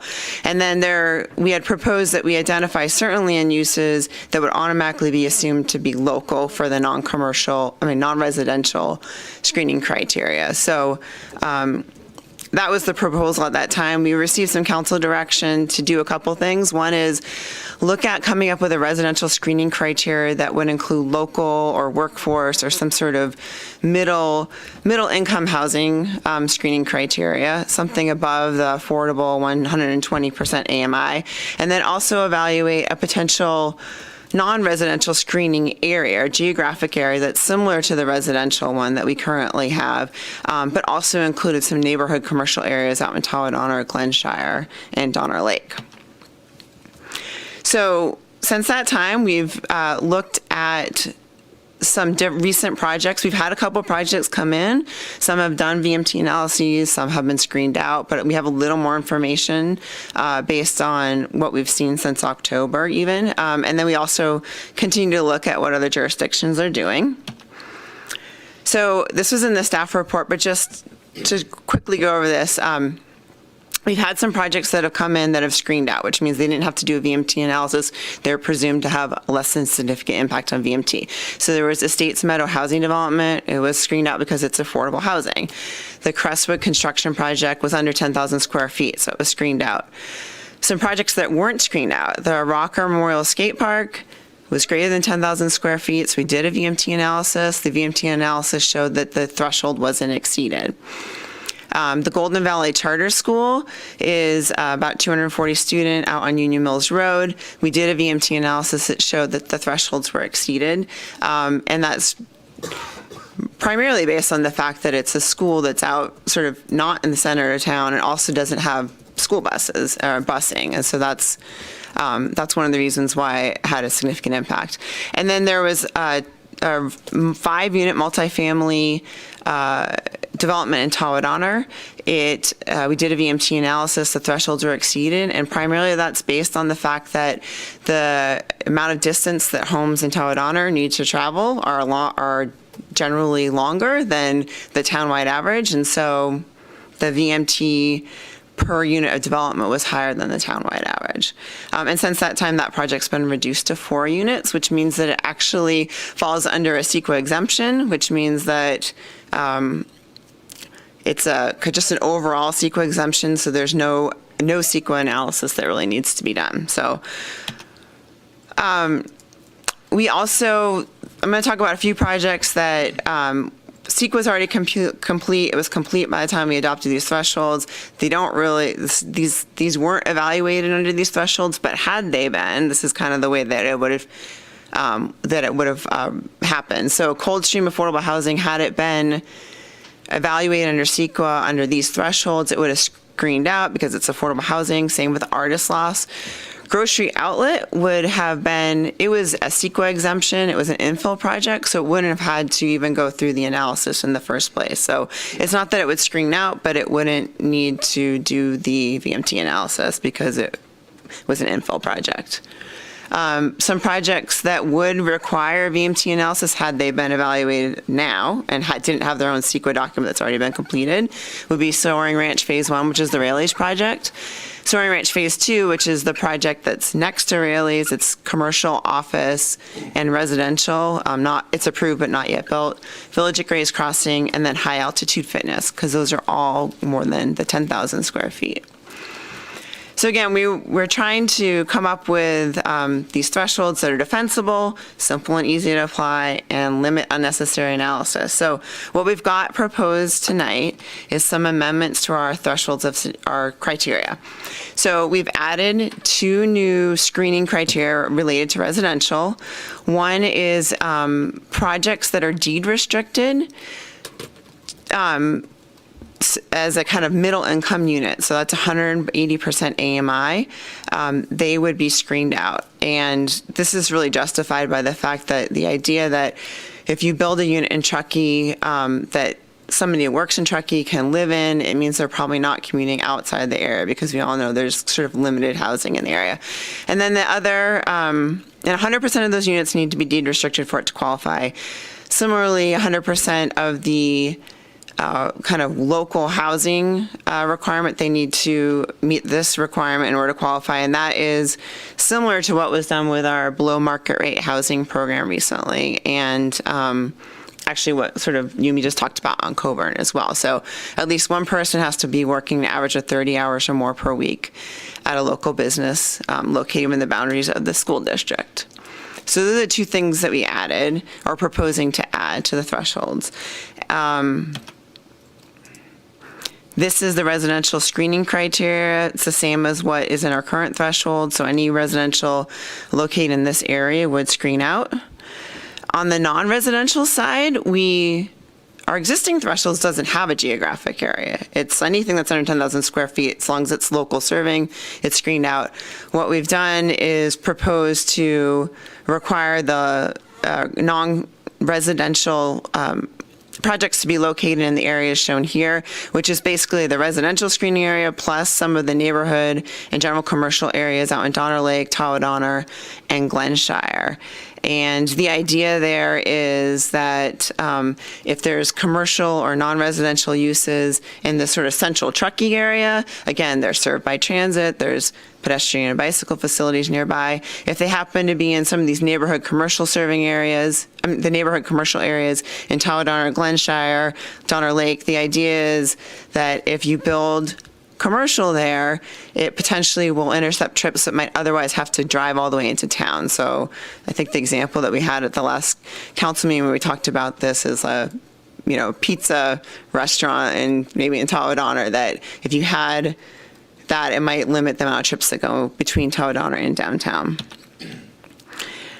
The other thing that we are recommending, again, is sort of a list of projects that will automatically be assumed to be local serving, so it doesn't require a detailed analysis to determine if it's local serving or not. And so here's, the list is here. You will notice school is not on this list.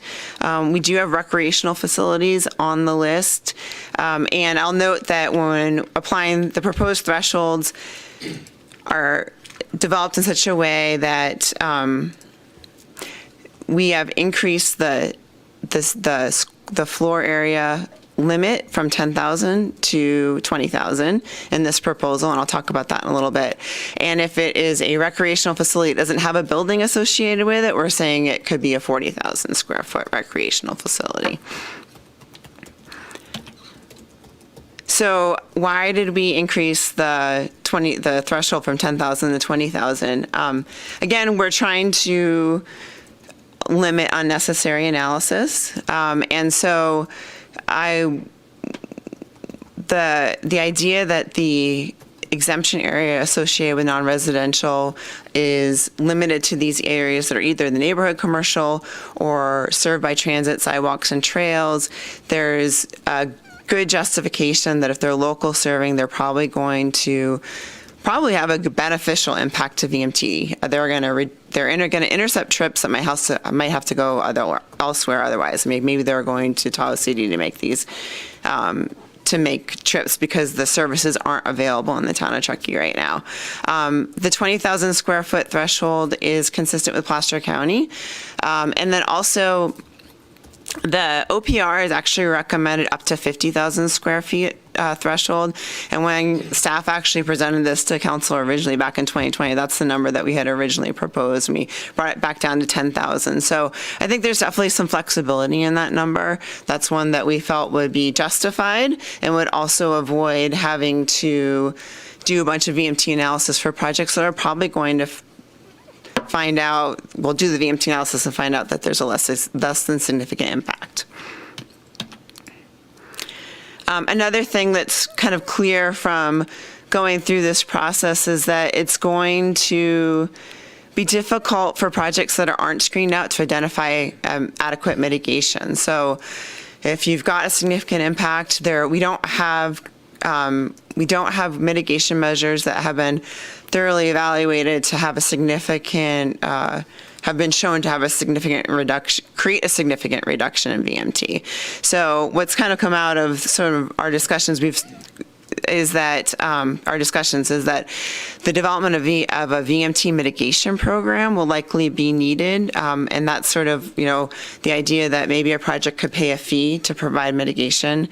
That's probably something that needs to be established to provide a means for certain projects to actually move forward, because if they have a significant impact and they don't have a good way to mitigate it, one way to provide a pathway for approval is through a VMT mitigation program.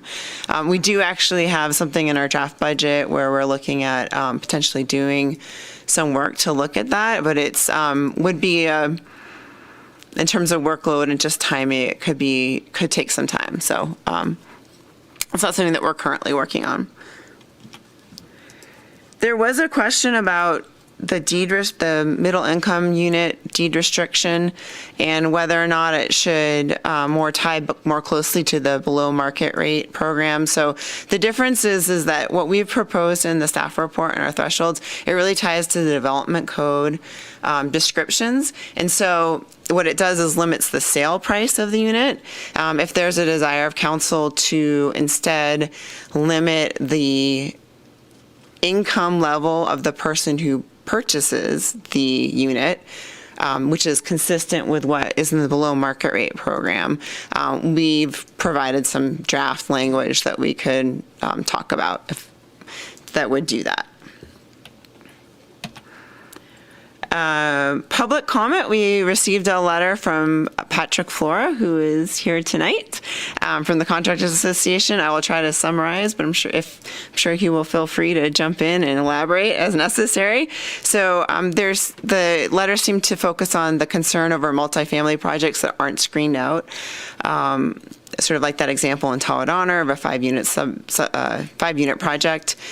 The locals and the 180% AMI restrictions not particularly viable for all projects. It's in terms of making them pencil out is sort of what I heard from the letter. There were some suggestions to use to consider electric vehicle use in the VMT analysis, or use electric vehicle deed restrictions, so you require that people who own the units actually have to own an electric vehicle, or maybe even expanding the exemption screening zone to include Glenshire and Tawadana. And those are things that could be considered. I will note that with the electric vehicle, there's the SB 743 is specific to vehicle miles traveled. It doesn't really differentiate between electric versus just non-electric. The intent is to reduce vehicle miles traveled. The OPR guidelines do talk about EVs a little bit, electric vehicles, and the fact that they have a beneficial impact to greenhouse gas emissions. But there's some some identification that, VMT is also, the thresholds are supposed to sort of promote non-motorized transportation and better land use development patterns. And also even a vehicle, even an electric vehicle have impacts to particulate matter. So, and then there's also sort of a question about the enforcement of deed restrictions for EV ownership. So you require the owners of the property to own an electric vehicle, and how do we enforce that, and how do we monitor that over time? So with that, there's a fair amount of information there, but our recommendation is to adopt the resolution 2022-13 to update the thresholds as outlined in the staff report. And that concludes my presentation, so I'm happy to answer any questions. Thank you so much, Becky. It's an incredibly complex topic, so I think you summarized it really well. I know you had a lot of questions in advance of this meeting from council, so thank you for all your work in answering those as well. I'm confident we'll still have some questions, so Councilmember Klofstad, would you like to start? Yeah, I'm still trying to wrap my head around the increase from 10,000 to 20,000 square foot for the exemption. I think we soundly rejected the 50,000 square feet. That is definitely out of scale and proportion for Truckee. So I know you touched on that, and it sounded like in the staff report that you felt it would streamline the process, and that would be a benefit to developers and the community in terms of bringing those projects to fruition. Do you see it? I'm looking at it as those are likely going to happen in the main corridor. I just don't see a 20,000 square foot building going in any of those little commercial spots. Is that your expectation as well? Or, where do you think this 20,000, where do we need this 20,000 threshold versus a 10,000 square foot threshold? You're probably right that maybe the neighborhood commercial might not be quite that big, but it might be over 10,000. And yeah, it's probably like thinking along like the Brockway Road corridor or Gateway corridor, like Donner Pass Road corridors as being, so if you think about grocery outlet, that was under 20,000. I think it was 16 or 18,000 square feet. So you think about a project that size, it's sort of right there in the middle between the 20 and the 10,000. So big. It is, right. So, I mean, there's, like I said, I think council has some discretion on what feels right. There's one question came up, like the library as an example. I actually think that the current proposal is that's going to be over 20,000 at this point. But at one point, I think it was going to be under 20,000. So I think projects of that general size are generally going to be local serving, and they're probably going to provide services that will serve the community and potentially have a beneficial impact to VMT. But there's some flexibility. And I see Jenna walked up to Sure, the mic. I was just going to add that while we may not be contemplating uses or buildings that big under the current general plan, we are proposing some changes that will allow larger FARs in our mixed-use zones. So we could see larger projects coming out of the next general plan. Again, assuming council buys off on that in a few months. Yeah. And just one additional follow-up. I'm thinking back to a project out in Glenshire. It was called Knights Crossing. It was basically to develop the commercially zoned land out there. So there wasn't a single building that was in excess of 10,000 square feet, but there was a combination of, I think, 2 or 3 buildings that in aggregate were between 10 and 20,000 square feet that were kind of reviewed as a single proposal. They were master planning the land out there. They never actually built it, but it wouldn't necessarily have to be a single building. It could be a parcel that has an aggregate. And that has 2 or 3 smaller buildings on it in aggregate that would be above 10,000. Okay, thank you. So let's stick with Glenshire and maybe Northwoods with Mr. Flores' recommendation to extend that half mile either side to those roads, what would be the pro and con, the negative impact or the positive impact of that? I think, if I understand the proposal, it would be to expand the residential screening criteria to include those neighborhoods, Tawadana and Glenshire. Essentially, that would have the effect of probably screening out almost all residential, except for a half a mile. That also is a pretty long distance from either side. So we could say it's a shorter distance to keep it on those corridors. Yeah, I guess I'm unclear if you're talking about the non-residential screening criteria or the residential. Well, my understanding is we're trying to align them. So I'm looking at it as both. Okay. Yeah. So if the proposal is, so for the non-residential, what we've proposed is to keep it to the areas that are zoned neighborhood commercial in Tawadana and Glenshire. If the proposal is to create the half-mile corridor along Glenshire and Northwoods Boulevard, like you said, it is a pretty big, so it will end up it might not screen out all, but it will screen out a much larger percent. At that point, it's most of town. Mm-hmm. Yeah. Okay, thank you. Thank you. Councilmember Zabriskie. Right, just following up on Councilmember Klofstad's last question, my impression is the reason at least one of the reasons Glenshire and Tahoe-Donner are not screened out for residential is because the VMT for a new project there is going to be above 85% of the land use because it's so far away from the center of town. Correct. I should have said, so with the analysis that LSC did back in 2020, it shows, which is very intuitive, right? The distance that the homes have to drive out in Tawadana and Glenshire are more than in the center of town. And so they have longer trip lengths, which means they're going to have more VMT generation per unit. Okay. Going to the EV, electric vehicles, I had been under the impression that SB 473 was passed largely in order to address greenhouse gas emissions, even though a reduction in VMT can help reduce the number of vehicles on the road. One of the primary goals of SB 743 was to reduce greenhouse gas emissions. Okay.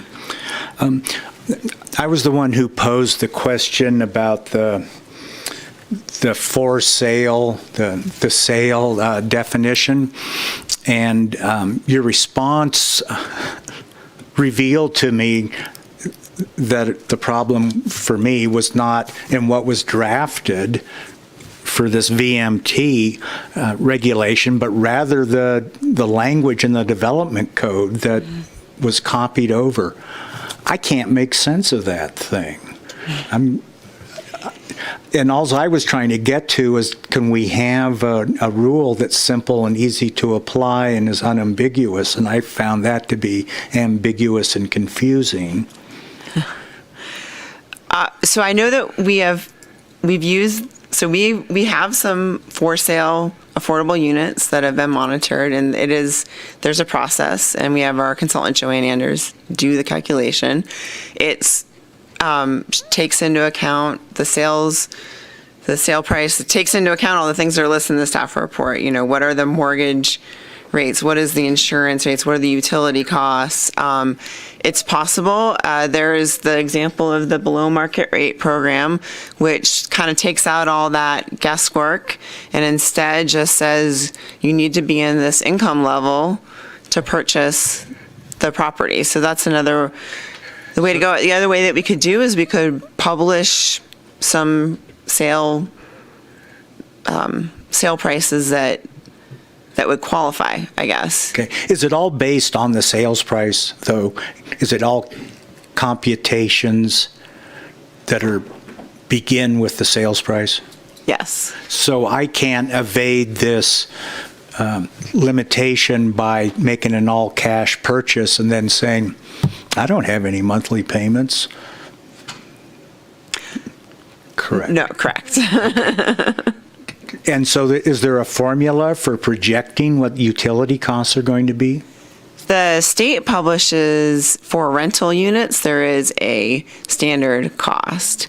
This is probably a little bit outside my area of expertise, and I don't know if Jenna has more information, but that would be, there's sort of an assumed cost that needs to go in for rental units, so I assume you could use the same one for the for sale. Okay, and then when we talk about insurance, are we talking about both homeowners insurance and mortgage insurance, or one and not the other? That's a good question. I'm not sure about the PMI, but Joanne definitely does sort of voodoo math to come up with a sales price that includes all the standard, fees that someone is paying each month to their mortgage and whatnot, and comes up with a sales price. So I don't know if she includes PMI, but she does include everything else, and that's what generates the ultimate sales price based on the 35% limitation. Okay, and so over the years, staff has standardized the methodology for determining whether this 35% threshold is exceeded or not. Yes, though we don't see many for sale units within the town, so it's been a handful. So my concern is misplaced. We've got it under control. We think we do. Yeah, I mean, we've got Joanne. All right. How old is she? Is she about to retire? Hey, can't ask that. Sorry. Oh, sorry. Okay, thank you. Those are all my questions. Thank you, Councilmember Zabriskie. Councilmember Pallavi, do you have any questions? Just a few, thank you. Becky, what's the little dot in the northwest corner of Tahoe Donner? Is that Alder Creek Adventure Center? What is that thing? I believe that is that area in the lodge, is that right? I can't see it. Yes, Oh. it is. Sorry. That's Yeah, what the it other one is. Z Market. Yeah. Yeah. That's Z. Wait. The other dot. The other is one's Z Market. Yeah. Here. The other one's Trout Creek, sort of, but not really, right? So I'm just wondering how we sort of arrived at, like, to me, there's two service centers in Tahoe Donner, right? Trout Creek and the Lodge, or the little shopping area at the Lodge. So I'm not a Where there's actual services. I'm not a planner, so I made it really easy and just made it tie directly to where the neighborhood commercially zoned areas are in Tahoe Donner. So that's how they were chosen. Correct. It should reflect the areas that just have neighborhood commercial. Oh. So what is So up top, what's I'm the one guessing up that's top? the Alder Creek Adventure Center, It's off the of Ski cross-country center, and the... No, because that would be at the end of the road on Alder Drive.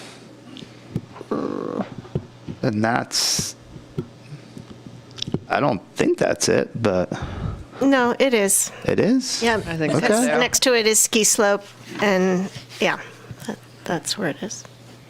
Okay. But it's just the neighborhood commercially zoned parcels. Yes. Yes. Are the other ones public facilities? Like what's Trout Creek zoned as, for example? Like the Trout Creek, like recreation center where Pizza on the Hill is. Recreation. Zoned recreation. Oh, interesting. Okay. Great. Thank you. That answers that question. So going back to what Councilmember Zabriskie was going at, and maybe at a significantly higher level, can you just hone in on exactly the back and forth as to simplifying the residential screening to align with the BMR program, for example? How would that, if we just simply said,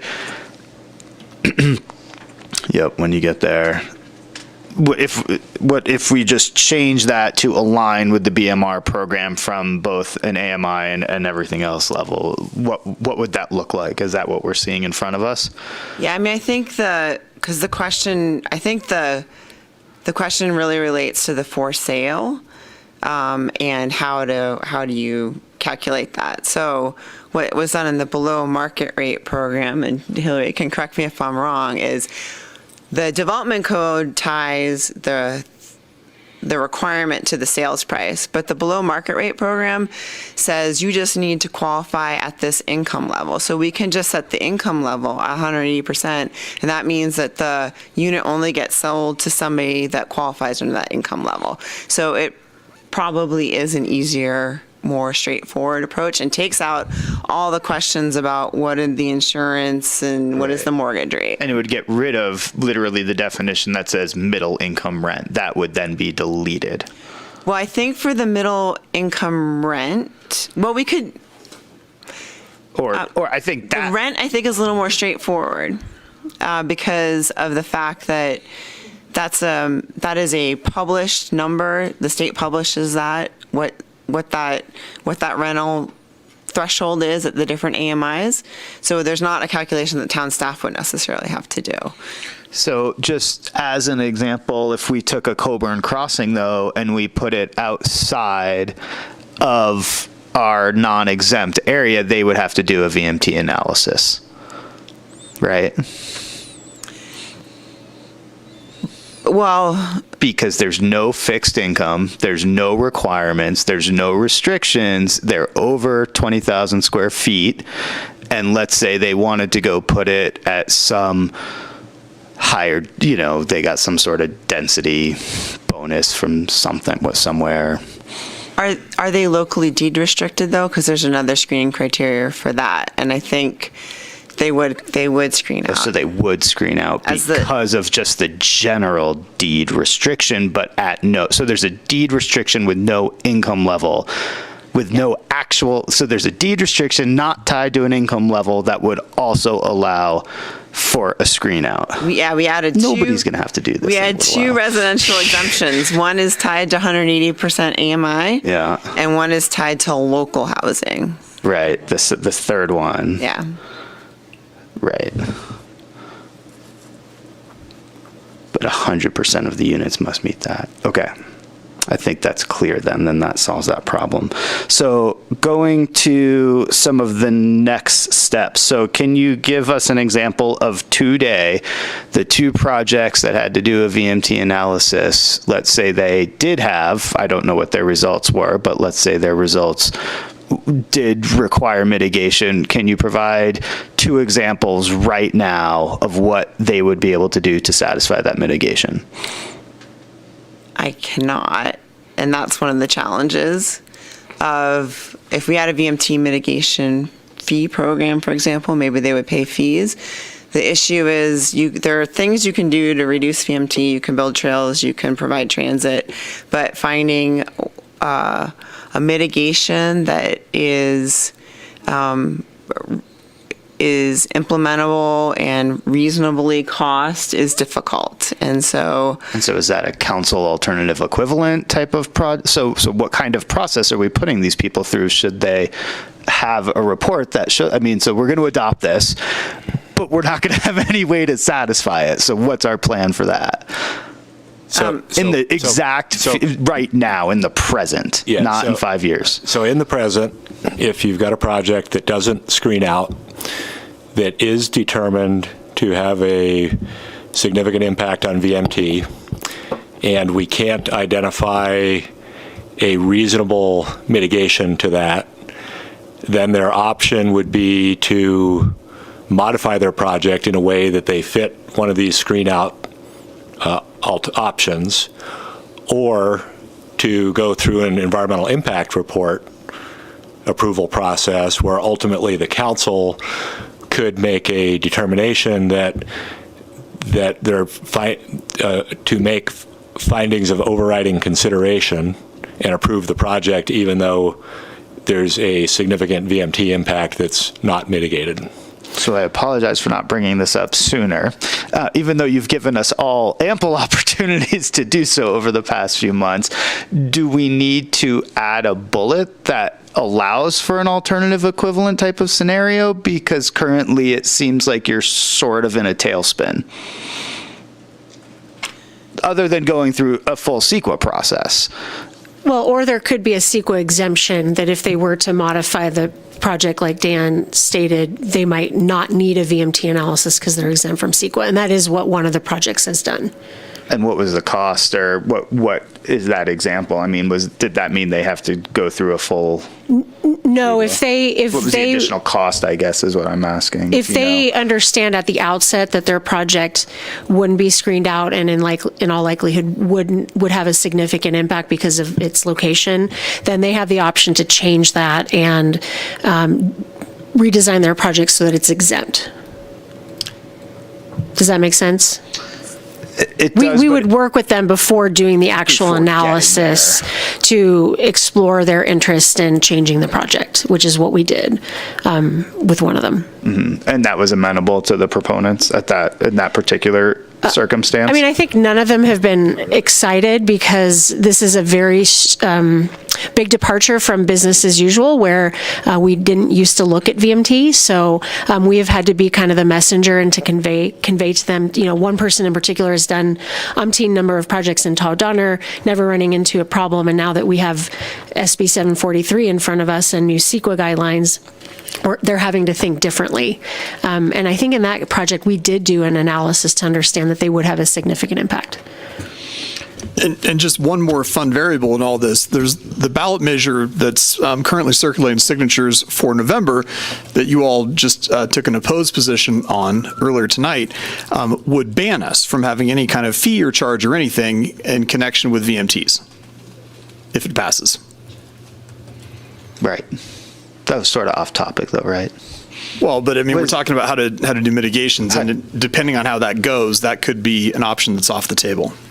But we could still have an alternative equivalent of some sort, I guess. What I'm trying to create is, do we need a more creative way that is sort of less cumbersome, but still provides the community with the value that it's looking for, and whether it's reducing VMTs or not, can they bypass this whole thing by putting in public electric car chargers? Would that be something that would satisfy a significant impact, for example? I think if we did a study to determine what feasible mitigation measures are out there, whether it's just cutting a check or putting in EV chargers or some other mitigation, we haven't yet done that though. So we would also need to quantify the benefits associated with that mitigation such that we can determine that it offsets the VMT and greenhouse gas. So, well, that's if we installed a fee, but what I'm suggesting is a bullet that just says, that alternative equivalent opportunities are available. Similar to the way that, Coburn was negotiated, I guess, in that same vein. I think we could. I think the challenge would be, again, ensuring that alternative equivalent actually offsets the VMT and the greenhouse gas emissions. Right, because legally that still has to take place. It regardless. Should.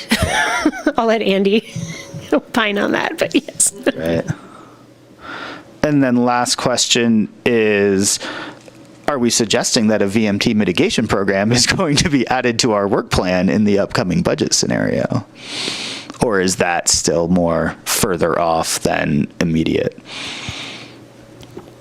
We're working on the draft budget, and it's one of the projects that we've identified as something to throw into the next fiscal year work plan. Mm-hmm. It likely may be part of the general plan conversations with the Mobility Element Climate Action Act as maybe a task item or a policy under that to develop a mitigation program. Great. That's all my questions. Thank you. Okay, thank you. Vice Mayor Womack, any additional questions? No additional questions. Okay. I only have one additional question, and it was related to the letter that Mr. Flora and the CAP membership submitted. Thank you again for that. Just would love to hear staff perspectives on the EV use considerations and EV deed restriction, a little bit more color on that, if you'd be willing to share. Sure. So I think and I'll let others jump in too. I think with the EV deed restriction could be a little bit problematic in terms of enforcement and ongoing monitoring. So you have to show the ownership of an EV, but how do we know that it stays in ownership? And so there's sort of the challenge of just the implementation of it. There's, again, a question about whether conversion to EV, whether an EV VMT is somehow mitigating a regular VMT, and there's a little bit of conflicting information out there about that from OPR and from some of the work that I've seen done on the VMT topic. While the OPR has sort of identified it's something that we could consider, they also state that there's still some impacts associated with electric vehicles in terms of like particulate matter and congestion, and it's still a vehicle on the road. And then I've also seen when it gets down to developing mitigation measures, there's very little data available, and so I've seen a lot of consultants and some of the papers that have been done for other jurisdictions. They've kind of shied away from using that as a mitigation, just because there's not a lot of data on it. Great, thank you. Okay, let's open public comment. Do we have anyone who would like to make a public comment on this agenda item this evening?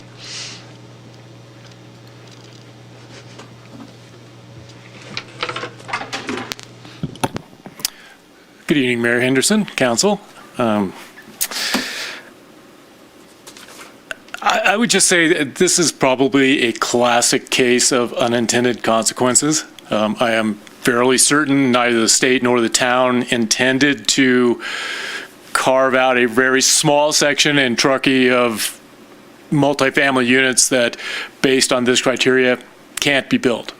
I mean, it's just, and granted, small number, but to those individuals that own those properties and or want to develop them under the current zoning, it's a huge deal to them. You know, I mean, we're talking hundreds and hundreds of thousands of dollars per lot of impact. So there are real world impacts to relatively small number of people.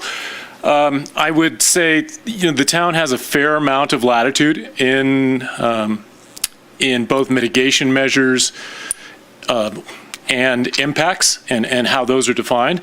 And since at one point I sat on that side of the dais, I was not a fan of people coming up and asking us to fix an issue without providing any potential solutions. So hence just my sort of off the cuff, how about this? What about this? Are we looking at that?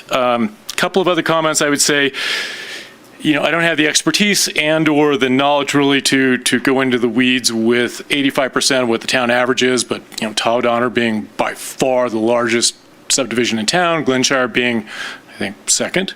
You know, if you start looking at average VMTs, those two areas are generating a substantial amount. We'll set that aside. If you're to look at BMR versus the 180% of AMI, I think you need to be cognizant of, and I went way in the weeds when I did all the math research based on the town's spreadsheet as to what's fiscally viable for someone going in to build a multifamily unit. If they have to deed restrict 75% of them, you know, you really want to be cognizant of, if you make a switch to BMI, how does that impact functional sale price? The other thing I think I would say is in 2013, when SB 743 was generated, you know, again, intent was GHG, but the landscape has changed considerably, particularly on the EV side. And I think you would be hard pressed to argue that EVs have a comparable impact to fossil fuel vehicles. If the goal is to reduce greenhouse gas emissions, you know, I would argue that would be a substantial factor in how you potentially mitigate that. And I have 7 seconds left, so I would be happy to answer any questions any of you might have. Great, Patrick, thank you so much. I really appreciate it.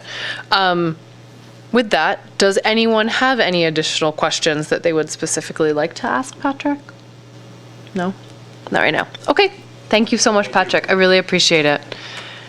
Let's 10-minute break, or do you feel like powering through? 10-minute break? I'm seeing some head nods, yes? Okay. We are going to take a 10-minute recess. I have 7:17 on the clock. We'll come back at 7:27. Thank you.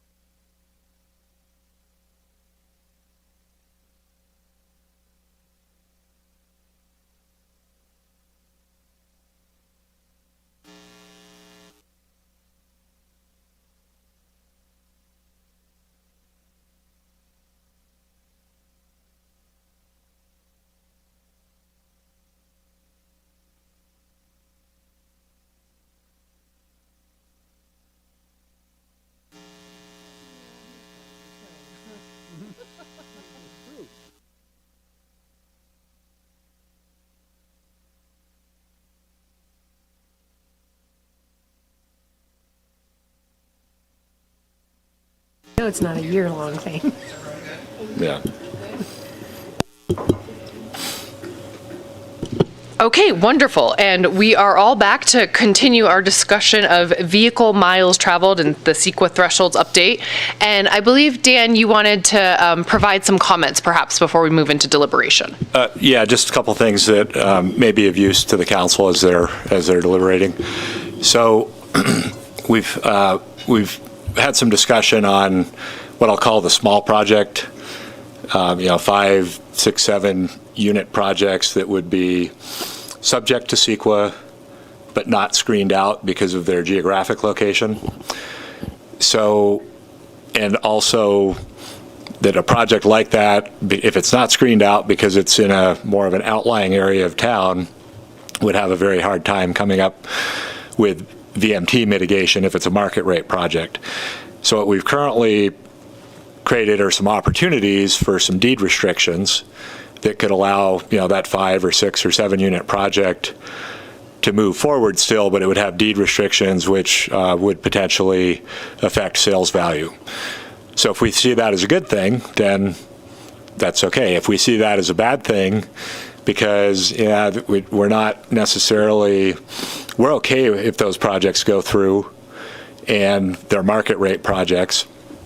If that's the direction the council would prefer, I think you could give us some general direction to go back, take a look at that category and see if our screening criteria could be expanded. So instead of a 5 unit project, maybe it could be expanded to a 10 unit project and we could come up with some justification for that. So that's an option.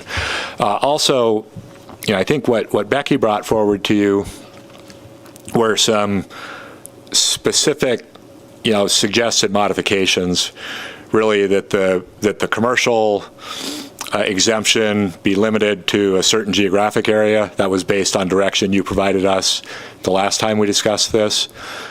That we're suggesting as staff that the 10,000 square foot threshold be increased to 20,000.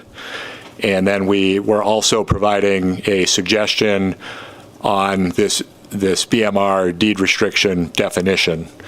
And, we've got, is it price-based or is it income-based, right? So we could go either way with that. If there's additional, fine-tuning that the council would like to see, if you could give us general direction on that, assuming there's reasonable consensus within the council, and we could come back at a future meeting and continue to finesse this policy. So I just wanted to offer that an option for the council could be to consider those specific recommendations that we made for modifications tonight, decide whether you agree with them or not, and then if there's additional things you'd like to see us work on, you could try to hammer that out tonight, or you could give us some general direction, go work on this, and then we could come back with yet another iteration of this if that's helpful to you. So, Dan, that's really helpful as always. Thank you so much. Okay, let's move right into deliberations. And of course, as Dan pointed out, we do have a couple of different items related to this that we're deliberating on. So Councilmember Klofstad, I'll let you kick us back off if you would. Well, Dan has me thinking. Thank you very much for that. And I would like to be more creative up here and try to thread this needle. I mean, we really are in a circumstance where we've been given a mandate by the state and we're trying to apply it to our community. And we've got a juxtaposition now between what we're trying to do with the general plan, with land use, and what we keep hearing from our community and with community character. I also feel really strongly that the whole point of SB 743 is to make sure that we are mitigating these impacts and not socializing these impacts. Because regardless, there are going to be impacts, especially of these projects that are further out and are going to create longer trips. So I would like to hear what my other council members are thinking, and if we have any more creative ideas.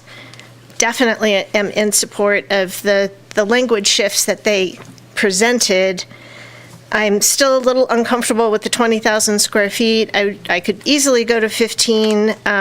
20 might still be the right number. I just feel like, and it's not to say that if we limit it to 15, that a 20,000 square foot unit or complex couldn't happen, but we would have to find a way, they would have to find a way to mitigate that. So therefore, we absolutely need to develop VMT mitigation program. So I'm in full support of that. And in full support of any other creative ways that we can uphold the intent of this law, which is reducing greenhouse gas emissions and minimizing the impacts to our community from these projects and from these additional vehicle travels. Perfect. Thank you so much for that. Councilmember Zabriskie, would you like to weigh in? Partly what we're laboring under is a statute that was adopted to address a problem that's principally in the urban areas. And we are, our traffic patterns, our travel patterns are unique in that we have the local travel, we have the commuters, work commuters from the Reno area and also a little bit from the west side. And then we have the visitor travel from down in the valley in the Bay Area.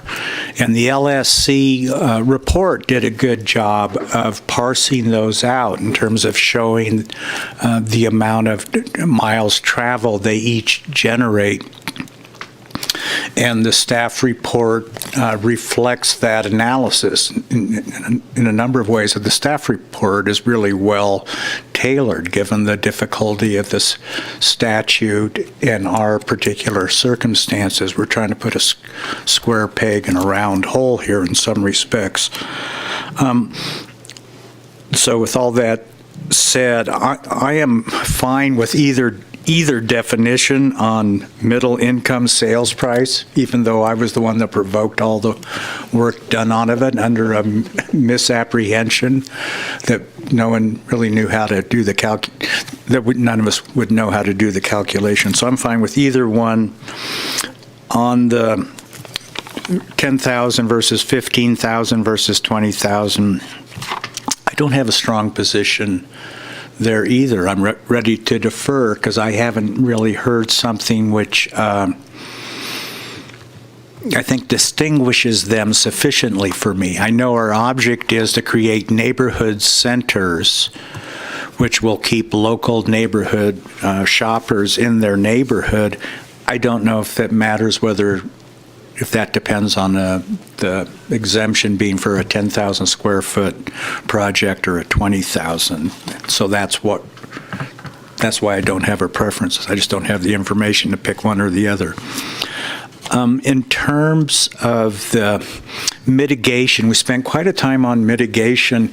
I feel like we do have alternative equivalents. The problem is they are so vague and general, and it's so difficult to take what might be proposed and calculate whether it's equivalent to saving, falling below the 85% threshold. Because the mitigation even has that catch-all at the end, here are different ways to do it, and you can suggest whatever you want as long as you come in at 85% of everything for that land use type. I would like to see something more certain. I mean, I know you're asking the council to recommend something, and I wish I could, because I want to provide certainty to the developer at the outset so they know going in what that part of their project cost is going to be.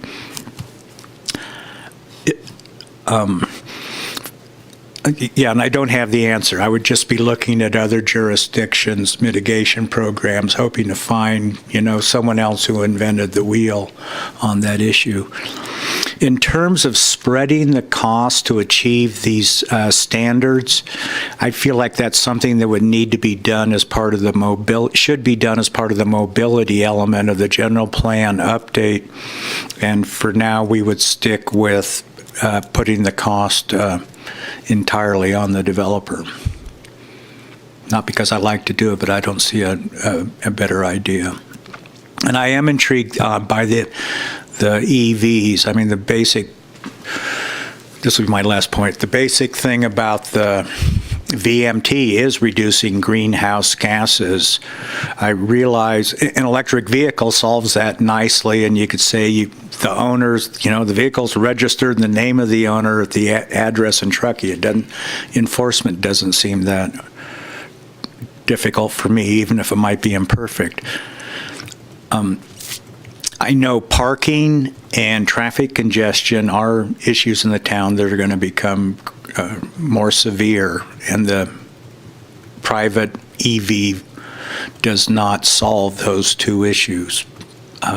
But still, I'd be willing to consider the EV as a mitigation. Thank you, Councilmember Zabriskie. Councilmember Pallavi, over to you. Thank you. I support what's being presented in front of us, with the exception of I would suggest tying the for sale income to the BMR income restrictions, I think, just to make it a little bit more consistent and cleaner. I think if we specifically tie it to that program's guidelines as well, if that program's guidelines should change, it would signify a change in some of the potential need of that program over time, and thereby the VMT program would also sort of support the same goal at the same time. So if it's just simply tied together, we're keeping whatever the council's priorities of the time, whether it's now, whether it's 20 years from now, consistent. And to me, that seems like one of the ways to do that. Other than that, I support what's in front of us. I wholeheartedly do not support any sort of EV methodology that Councilmember Zabriskie brought up for a couple of reasons. And I don't know if it was Dan or one of us who brought it up, but we can reduce greenhouse gas emissions by putting EV vehicles on the road, but we're still going to have traffic problems. At the end of the day, we're still going to have parking problems. So the EV is not a panacea for solving all of the world's issues, because you can have 10 EVs and 10 combustible vehicles sitting in the same traffic light, and you're now contributing twice as much greenhouse gas emissions potentially because you're sitting there twice as much longer because there's more traffic. So, whether or not we have this issue now or in 10 years, that issue is not going away, and this doesn't seem like the way to solve it. To me, that to me just doesn't really make sense. Other than that, I don't think there's anything else being asked of us to weigh in on at this time. So other than tying the income to the BMR table, that's all. That would be the only edit that I would make, and I would consider that minor in the scheme of what you've presented us tonight. So thank you. And just to be clear, because you said you support the rest of staff recommendations, you also support moving from the 10,000 to 20,000 square foot threshold? I do. Great. Yeah. Okay. It's fine with me. Okay, thank you. Vice Mayor Romack. Thank you. And thank you to staff for, thinking outside the box a little bit with the housing after our last conversation.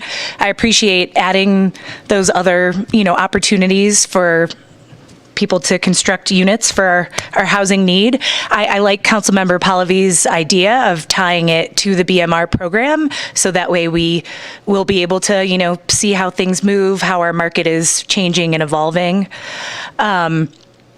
With that, at this time, I also am in a similar boat as my council member to my right of not looking at something tied to EVs.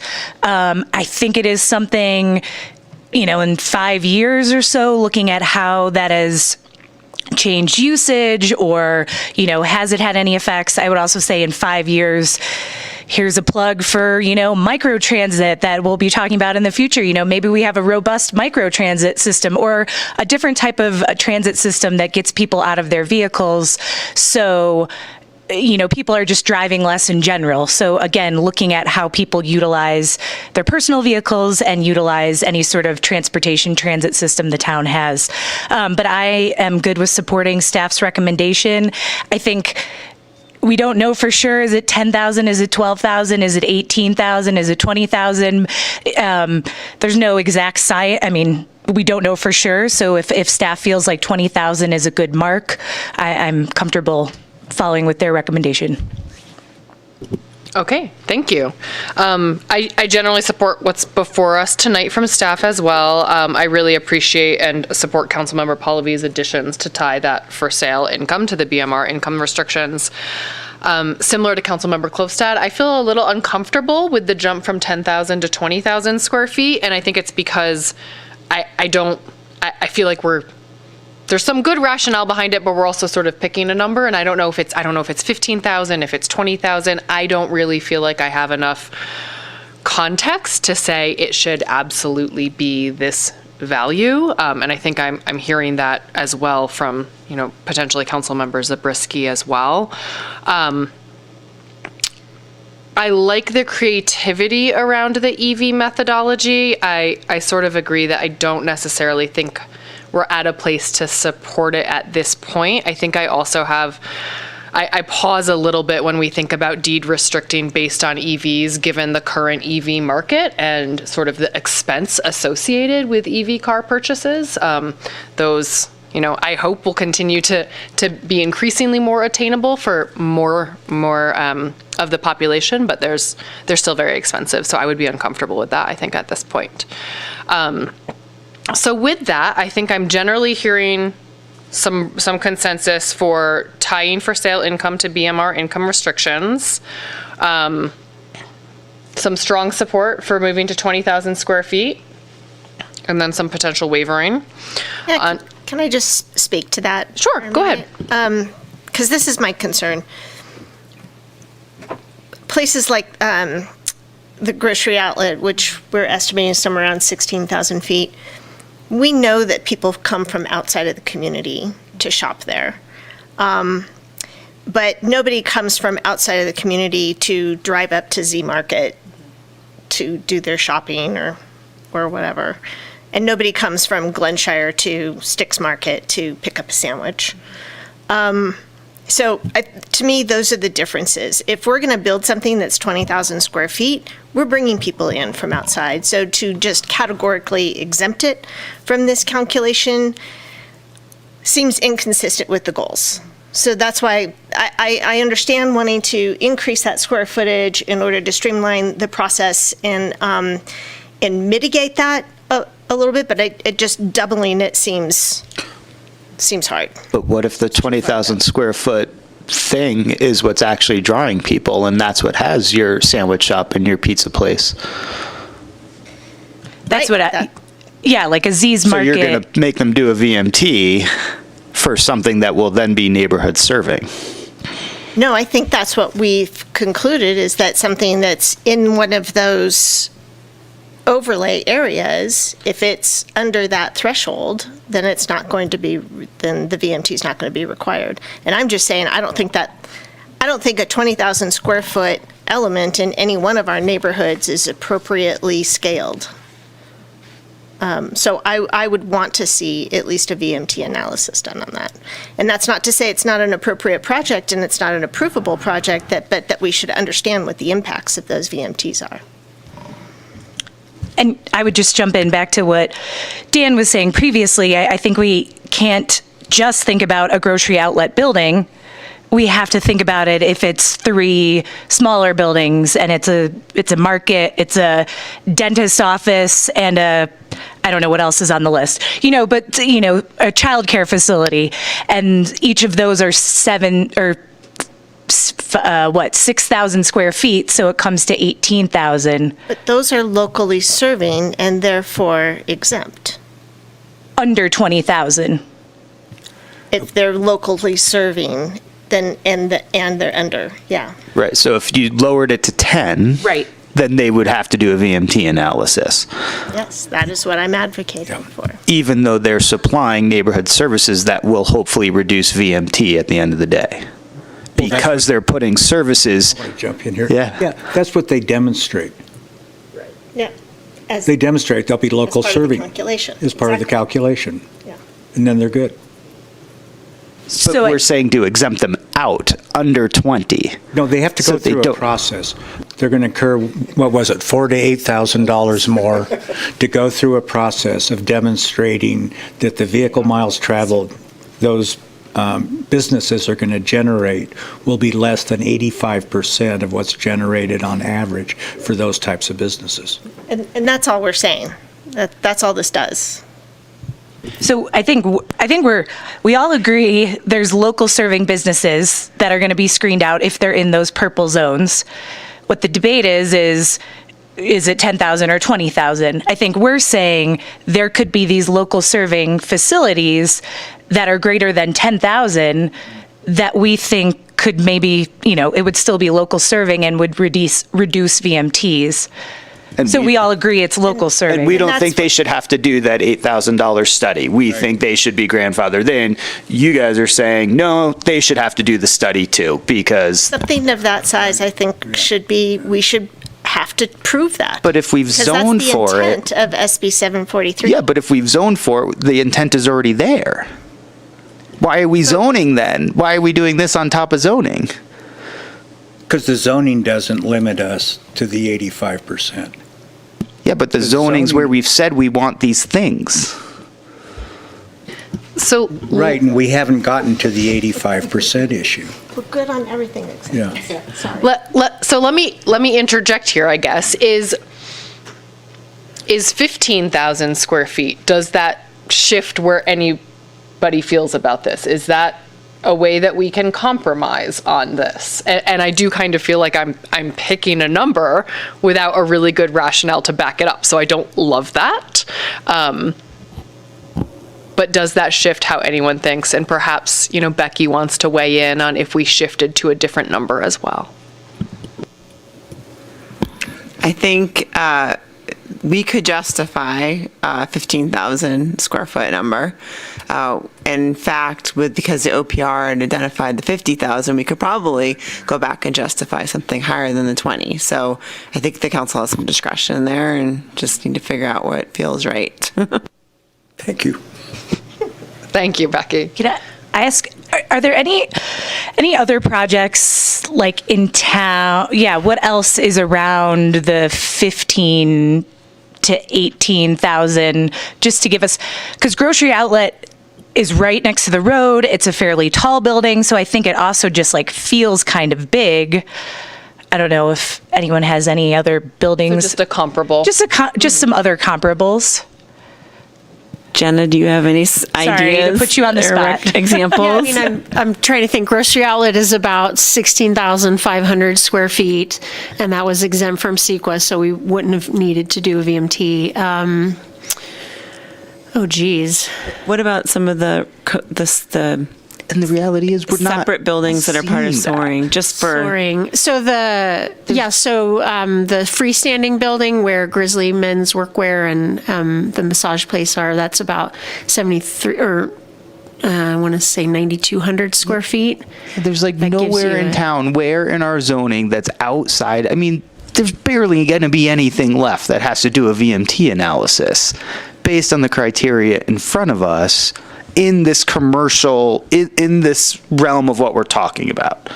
I think if you take out the multifamily and you're strictly talking about these commercial properties that are not screened out, we don't even have we may be in the new zoning, and the new general plan is where we will finally get that zoning. Is that what you're saying? Because under today's zoning, that's not possible. We're not building a 20,000 square foot anything in just about anywhere that's not, Knights Crossing. The high altitude fitness, I think, is about 20,000 square feet. Right, but these are So that would be all kind of in on the the exempt cusp. areas. Right.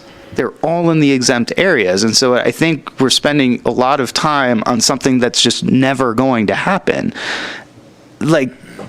So put it at 20 and stop picking numbers out of a hat because we feel like picking numbers out of a hat, because these are business cases. Like, these are reasons why people choose or not choose to do certain types of projects. And we have design guidelines, we have zoning standards, we have parking standards, we have all of that in place to protect the character.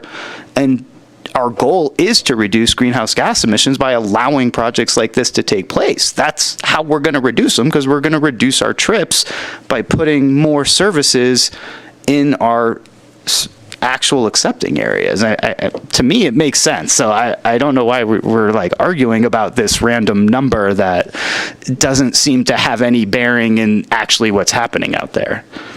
But I do think there's a difference between 10 and 20, because that is 3 businesses at 5,000 square feet. It's 15,000 square feet.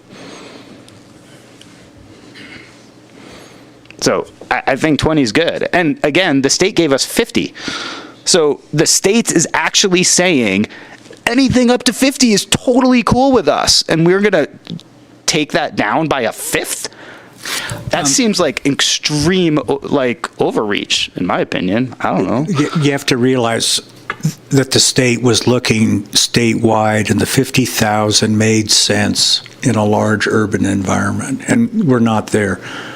So we're having to look at our local conditions, and we're looking at Glenshire, Tahoe, Donner, and Donner Lake, and people driving across town to go to a 20,000 square foot development, and whether we want to be encouraging that or not. And so I'd rather not encourage that. I'd rather have businesses in Glenshire that serve the people of Glenshire, businesses in Tahoe Donner that serve them, and businesses in Donner Lake that serve the people living there. And I see that likelihood increasing if we go set the number at 10,000 rather than 20,000. That's all, and that's how I look at it. Can I make a suggestion? And I think, I was going to say, Becky, I think you have something to add. So if one idea is that if there's not consensus on the 10,000 versus 20,000, we could kind of more conservatively go with the 10,000. We'll probably, this is a resolution. It can be changed by resolution. It's something that we'll probably want to discuss again through the general plan update. And as that EIR gets completed, we'll probably be talking about this topic again, so we could revisit it again at that time. So that might be a way to sort of move forward. Can I mention one more thing here? So we are all about to debate the general plan. Almost everybody on this dais has advocated for higher density in certain focus areas. You are now adding a cost to achieve said density in said focus areas by lowering your square footage threshold. As long as you are clear about that principle, then I'm fine with it. But it's against what you are supporting in other arenas. I'm perfectly clear on that. And I feel that this is not either or. Yes, we are increasing density in order to facilitate exactly what we're talking about here. What this is just requiring that we prove that we are lowering VMTs with these developments. That's all this is doing. And I thought we were talking about non-residential. Okay. So we're talking about intensity and square footage, not dwelling units. Okay. Floor area ratio. So it's clear you proving that density. I just can't quite get out over this, Councilmember Klostad. You're trying to prove on paper for a specific project that a higher density is going to reduce VMTs, and you just want to see that report. That's all. What I'm saying is land use is one thing. Doing a traffic analysis and a VMT analysis is a completely separate process. They are not interchangeable, and that's what you're trying to do. You're trying to call them the same thing, and they are not. That's what I'm saying.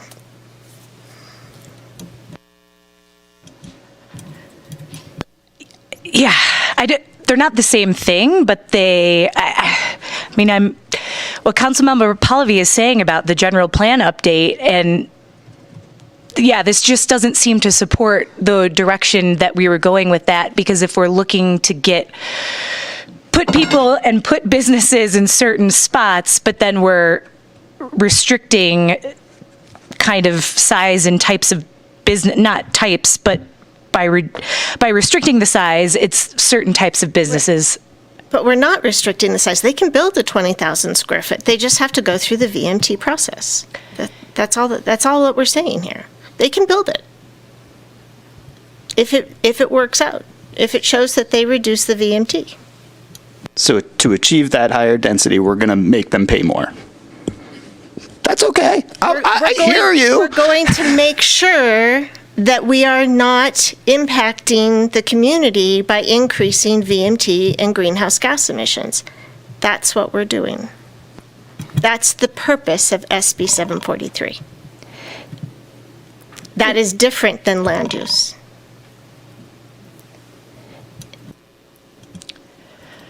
But if we make things too cost prohibitive or timely to get the types of projects done that we envision in our land use goals, then we're never able to meet those, build some of these facilities that would keep people from driving to Reno, potentially even, and thereby also reducing greenhouse gas emissions. I would strongly argue that if any developer that wants to build a 20,000 square foot building can't afford a $4,000 to $8,000 study, then I'm not sure that the intention of that project is going to align with the goals of our community. That's part of what this is. We're not disallowing that activity. We are just asking that the cost of it, or the analysis be done, and we understand the impact. Because otherwise, what happens here is just like fossil fuels that have happened for 100 years now, we're socializing the impact rather than actually mitigating it. And that's what we're trying to make sure that we don't perpetuate. Have anything else you wanted to add? I would like to keep development costs down. I'd like to provide greater certainty to developers. But on the other hand, I want to put the costs where they belong and not externalize them. And this is as close as I can get to it. A staff's statement about $4,000 to $8,000 is what it's going to cost. I'd really like to see some algorithm that reduces that cost to $500 or gets it down to zero. I don't know, but we're not there yet. So this is a compromise for me. I'm weighing pros and cons. That's why we're actually arguing in a very narrow range. 10 to 20,000, we're like, someone once talked about angels dancing on the head of a pin. That keeps coming to mind. So I'm sort of there. So what I might propose, I actually feel like this is a great place for a compromise if we all can move to 15,000 square feet and be comfortable with that and revisit it with the general plan and what new zoning would actually look like. So we can understand at that point if we need to go higher or lower, we cannot change this, but I feel like this is actually a really good opportunity for us to all come to a compromise on this. I don't feel that we're that far apart. How do my fellow council members feel about that? Would I have support for moving towards a middle of the road compromise at 15,000, revisiting it with the general plan and new zoning per the general plan? Yes, yes, yes, yes. Okay. Wonderful. Thank you. It was a really robust discussion. I'm glad we had it. So I think that was the last point we really needed to debate. With that, would anyone like to make a Could I give some clarification on, sorry, just one thing on the BMR. Yes. So what staff has proposed is just to make a change that ties the sales price to income. That's it. It doesn't necessarily tie it to the BMR program, where I think what Councilmember Pallavi was saying is like, well, if we decide to change the AMI to 200, we want it to kind of change with the BMR. So I just want to make sure I'm clear on what we're doing. We're at 180%. using the BMR formula. I think what Becky's asking, if we move into a motion, if we could be very clear on, are we tying the VMT analysis thresholds to the BMR? So if BMR changes to 200, it automatically, we update it, or are we not? Councilmember Pallavi was suggesting it would automatically change with the BMR. No, I'm supporting the staff's alternative language. So if when a recommendation is made, we're very clear on what that recommendation is, so you know what you're voting on. Yes, yeah, thank you for that. Okay, so my understanding from Councilmember Pallavi was to tie the for sale income definition to the BMR income restrictions. If BMR adjusts at all, this adjusts sort of in lockstep with that. And I'm not there at all. We're at 180%. Okay. That's radically different. That's never been on the table. Okay. There was no staff questioning on it. It wasn't brought up at all. Is there other general support for either staying at 180% with the current BMR or tying directly to the BMR income restrictions? I support tying it to BMR. Thank you. I support tying it to BMR. Thank you. I think that's a logical choice. I think that blows it out of the water. There's no rationale tied to the VMT if you're going to allow, essentially you're uncapping it. You're saying any kind of housing. When you get up to 245% AMI and there's no residency requirement, there's no local workforce. Maybe Hillary can remind us Okay. all of what the BMR restrictions are. Sure. So the BMR program restrictions, as approved by council, for new development, it's capped at 180% AMI, which is different from existing homes that are at 245 AMI. So it'd be at 180. There is a workforce requirement. So at least one member of the household needs to currently be employed or have a job offer within the regional school district boundaries. Okay. And there's no short-term renting. It's required to be a full-time residence. And it's for new housings, 180. Is that what you said? That's correct. Okay, all right. So if the I'll calm down. Yeah. Councilmember Zabriskie, if we were to change the BMR program in the future, this would be part of that discussion, understanding that it's linked to the VMT. We wouldn't isolate those. So if we came back with a revision to the BMR program and suggested increasing new housing to 200% AMI, we would be pointing out that that would automatically adjust the VMT at that time. You'd have the time to contemplate that in the future, is my point. Yes. If you just keep saying contemplate that in the future, I can go along. Okay. Because otherwise, I don't see how VMT's tied in with the, well, never mind. Yeah, I'm fine with this. And just to clarify one more time, sorry. Yeah. I think what I'm hearing is we keep the local, because the BMR program talks about local and income restriction all in one. But I think what I'm hearing is we keep the local the local screening criteria as its own item, and then we tie the income restricted workforce housing one to the income levels identified in the BMR program. That's what I'm hearing. Not just the income levels, the criteria for BMR. Right. Including the local. Okay. Okay. I'm glad we've sorted that out. Now, would anyone like to make a motion?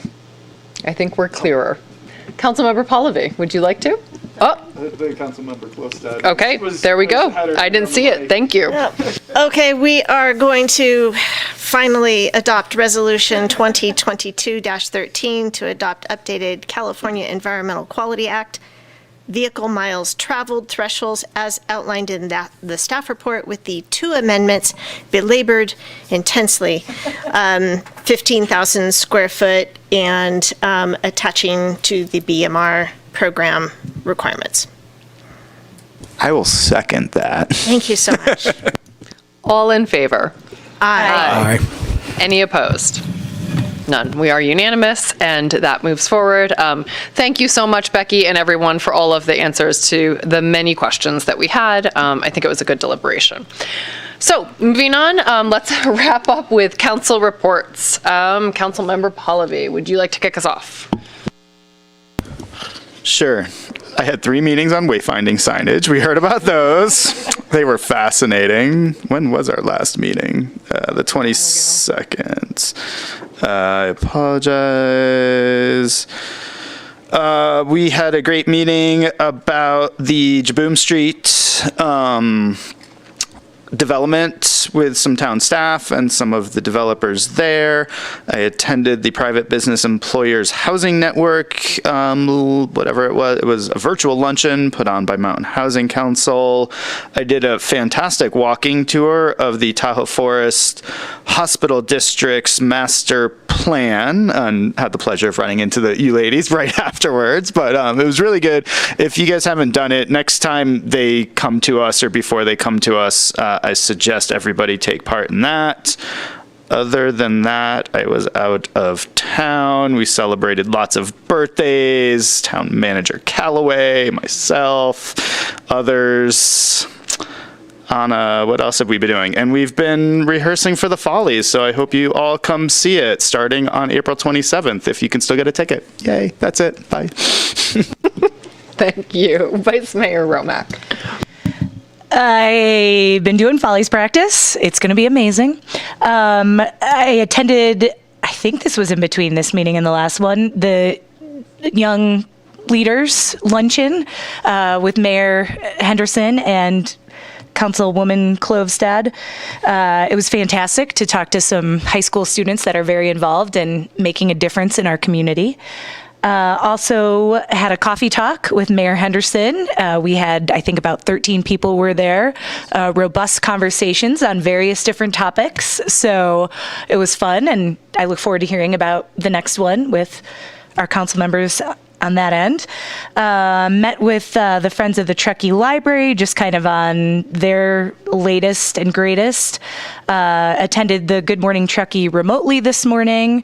I appreciated Tony Commendatore's insight into insurance and making sure you're insured for the right amount for your house and how that affects insurance company. I don't know. It was fascinating. If you didn't watch it, go back and check it out. I can't explain it the way he did.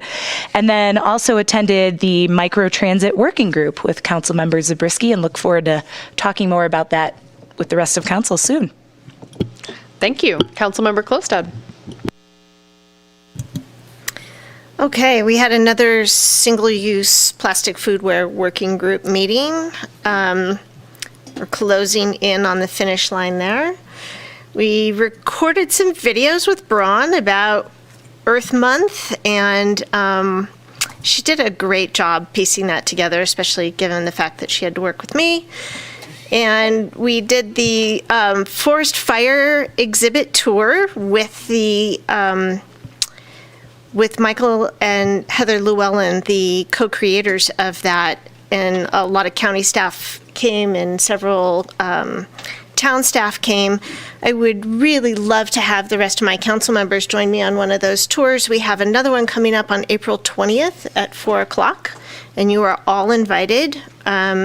We just can't talk about any agenda items, but you can all come. And we will do probably one more after that, but this one should be particularly good. And then I brushed up on my cost effectiveness calculations, understandings in preparation for our coffee talk this Saturday on Reach Codes, because it is all about the fact that these are cost effective. That is, in case you haven't heard it enough times tonight, at the Lift House, Saturday morning, starting at 9:30.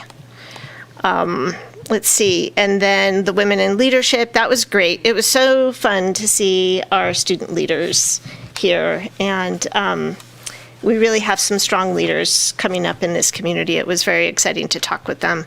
And then we had another CTA meeting adopting the charter, and we are now at the point where we are contacting other agencies and sharing the charter with them and asking if they're interested in becoming a member. So it's a very exciting phase to finally be in after months of working on it. That is really exciting. Okay, Councilmember Zabriskie. Okay, I missed the last town council meeting, so I'm going back a month at least. So I participated in the REACH Code interviews of potential consultants and the decision-making process. We ended up selecting a consultant group named ID 360. They're out of the South Bay area. They come with great references, and Sarah Sherburne did an excellent job of briefing us, the decision makers, on and who to select. Also attended the it wasn't GPAC, but the General Plan Update EIR scoping meeting. Participated in a meeting with our consultants Ascent about the Climate Action Plan. And there'll probably be more on that down the road. Attended the Nevada County Transportation Commission meeting where the overall work plan that we approved as part of a consent item tonight was discussed. The Truckee River Legacy Foundation met. I met in a small group. That foundation is looking at both environmental restoration of the river, and then more than what the Watershed Council is doing, it's also looking at the surrounding development and how that can redound to the benefit of both the natural environment of the river and the public's appreciation of the river. Attended the microtransit meeting with Commissioner Romack, and it looks like we're looking at microtransit in Tahoe Donner and Glenshire, and then allowing access into the downtown area from those two outlying areas. And from there, either you stay in downtown or you can then hook up to the regular transit. And then, like the other council members, I had a separate VMT meetings with staff. That's it. Okay, thank you.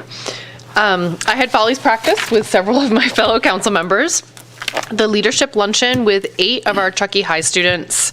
I thought that was wonderful. We discussed ideas for stronger youth engagement, meeting with them, at the high school and places where they already meet, spotlights in their school-led paper, social media, and more.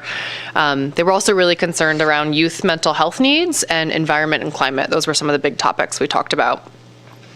I had the coffee chat at Wild Cherries with Vice Mayor Romack, which was great. I think we had 2 main topics that we covered, STRs and support for the new library. I also had I don't think I heard you say this one, we had a debriefing meeting following the Yosemite Policymakers Conference, which of course you attended as well, and that was with Supervisor Bullock, Hillary, Jen, a couple of folks from the county as well, and just a few actions coming out of that, I think focusing on more coordination between the town and county on GHG and climate work. So we're excited to have a more regional approach for that. Some follow-up meetings with folks from the conference, someone at Bloom Energy to talk about fuel cells coupled with battery storage backup. And then another woman who talked a lot about affordable housing and has done work in this region previously as well. I had a library meeting with the Friends of the Library. We are working on a coffee talk specific to the library and key updates for our community about that, so stay tuned for that. That'll be coming soon. I attended the Single-Use Foodware Reduction Committee. We talked about mandating reusables for in-house dining and disposable foodware fees. I had a board meeting for a local climate organization that I sit on, tuned into Good Morning Truckee this morning. Also thought the insights were really, really great. And hasn't happened yet, but I'm coordinating with the chamber on a mountain bike ride with the mayor event or 2 coming very soon. So stay tuned for that as well. I think that's it. So with that, I will call us to a close, and actually not to our next regularly scheduled meeting, but to our budget hearing strategy meeting, which is April 18th, and then the regular meeting of the Truckee Town Council is April 26th, 5 p.m. at Town Hall. Thank you, everyone.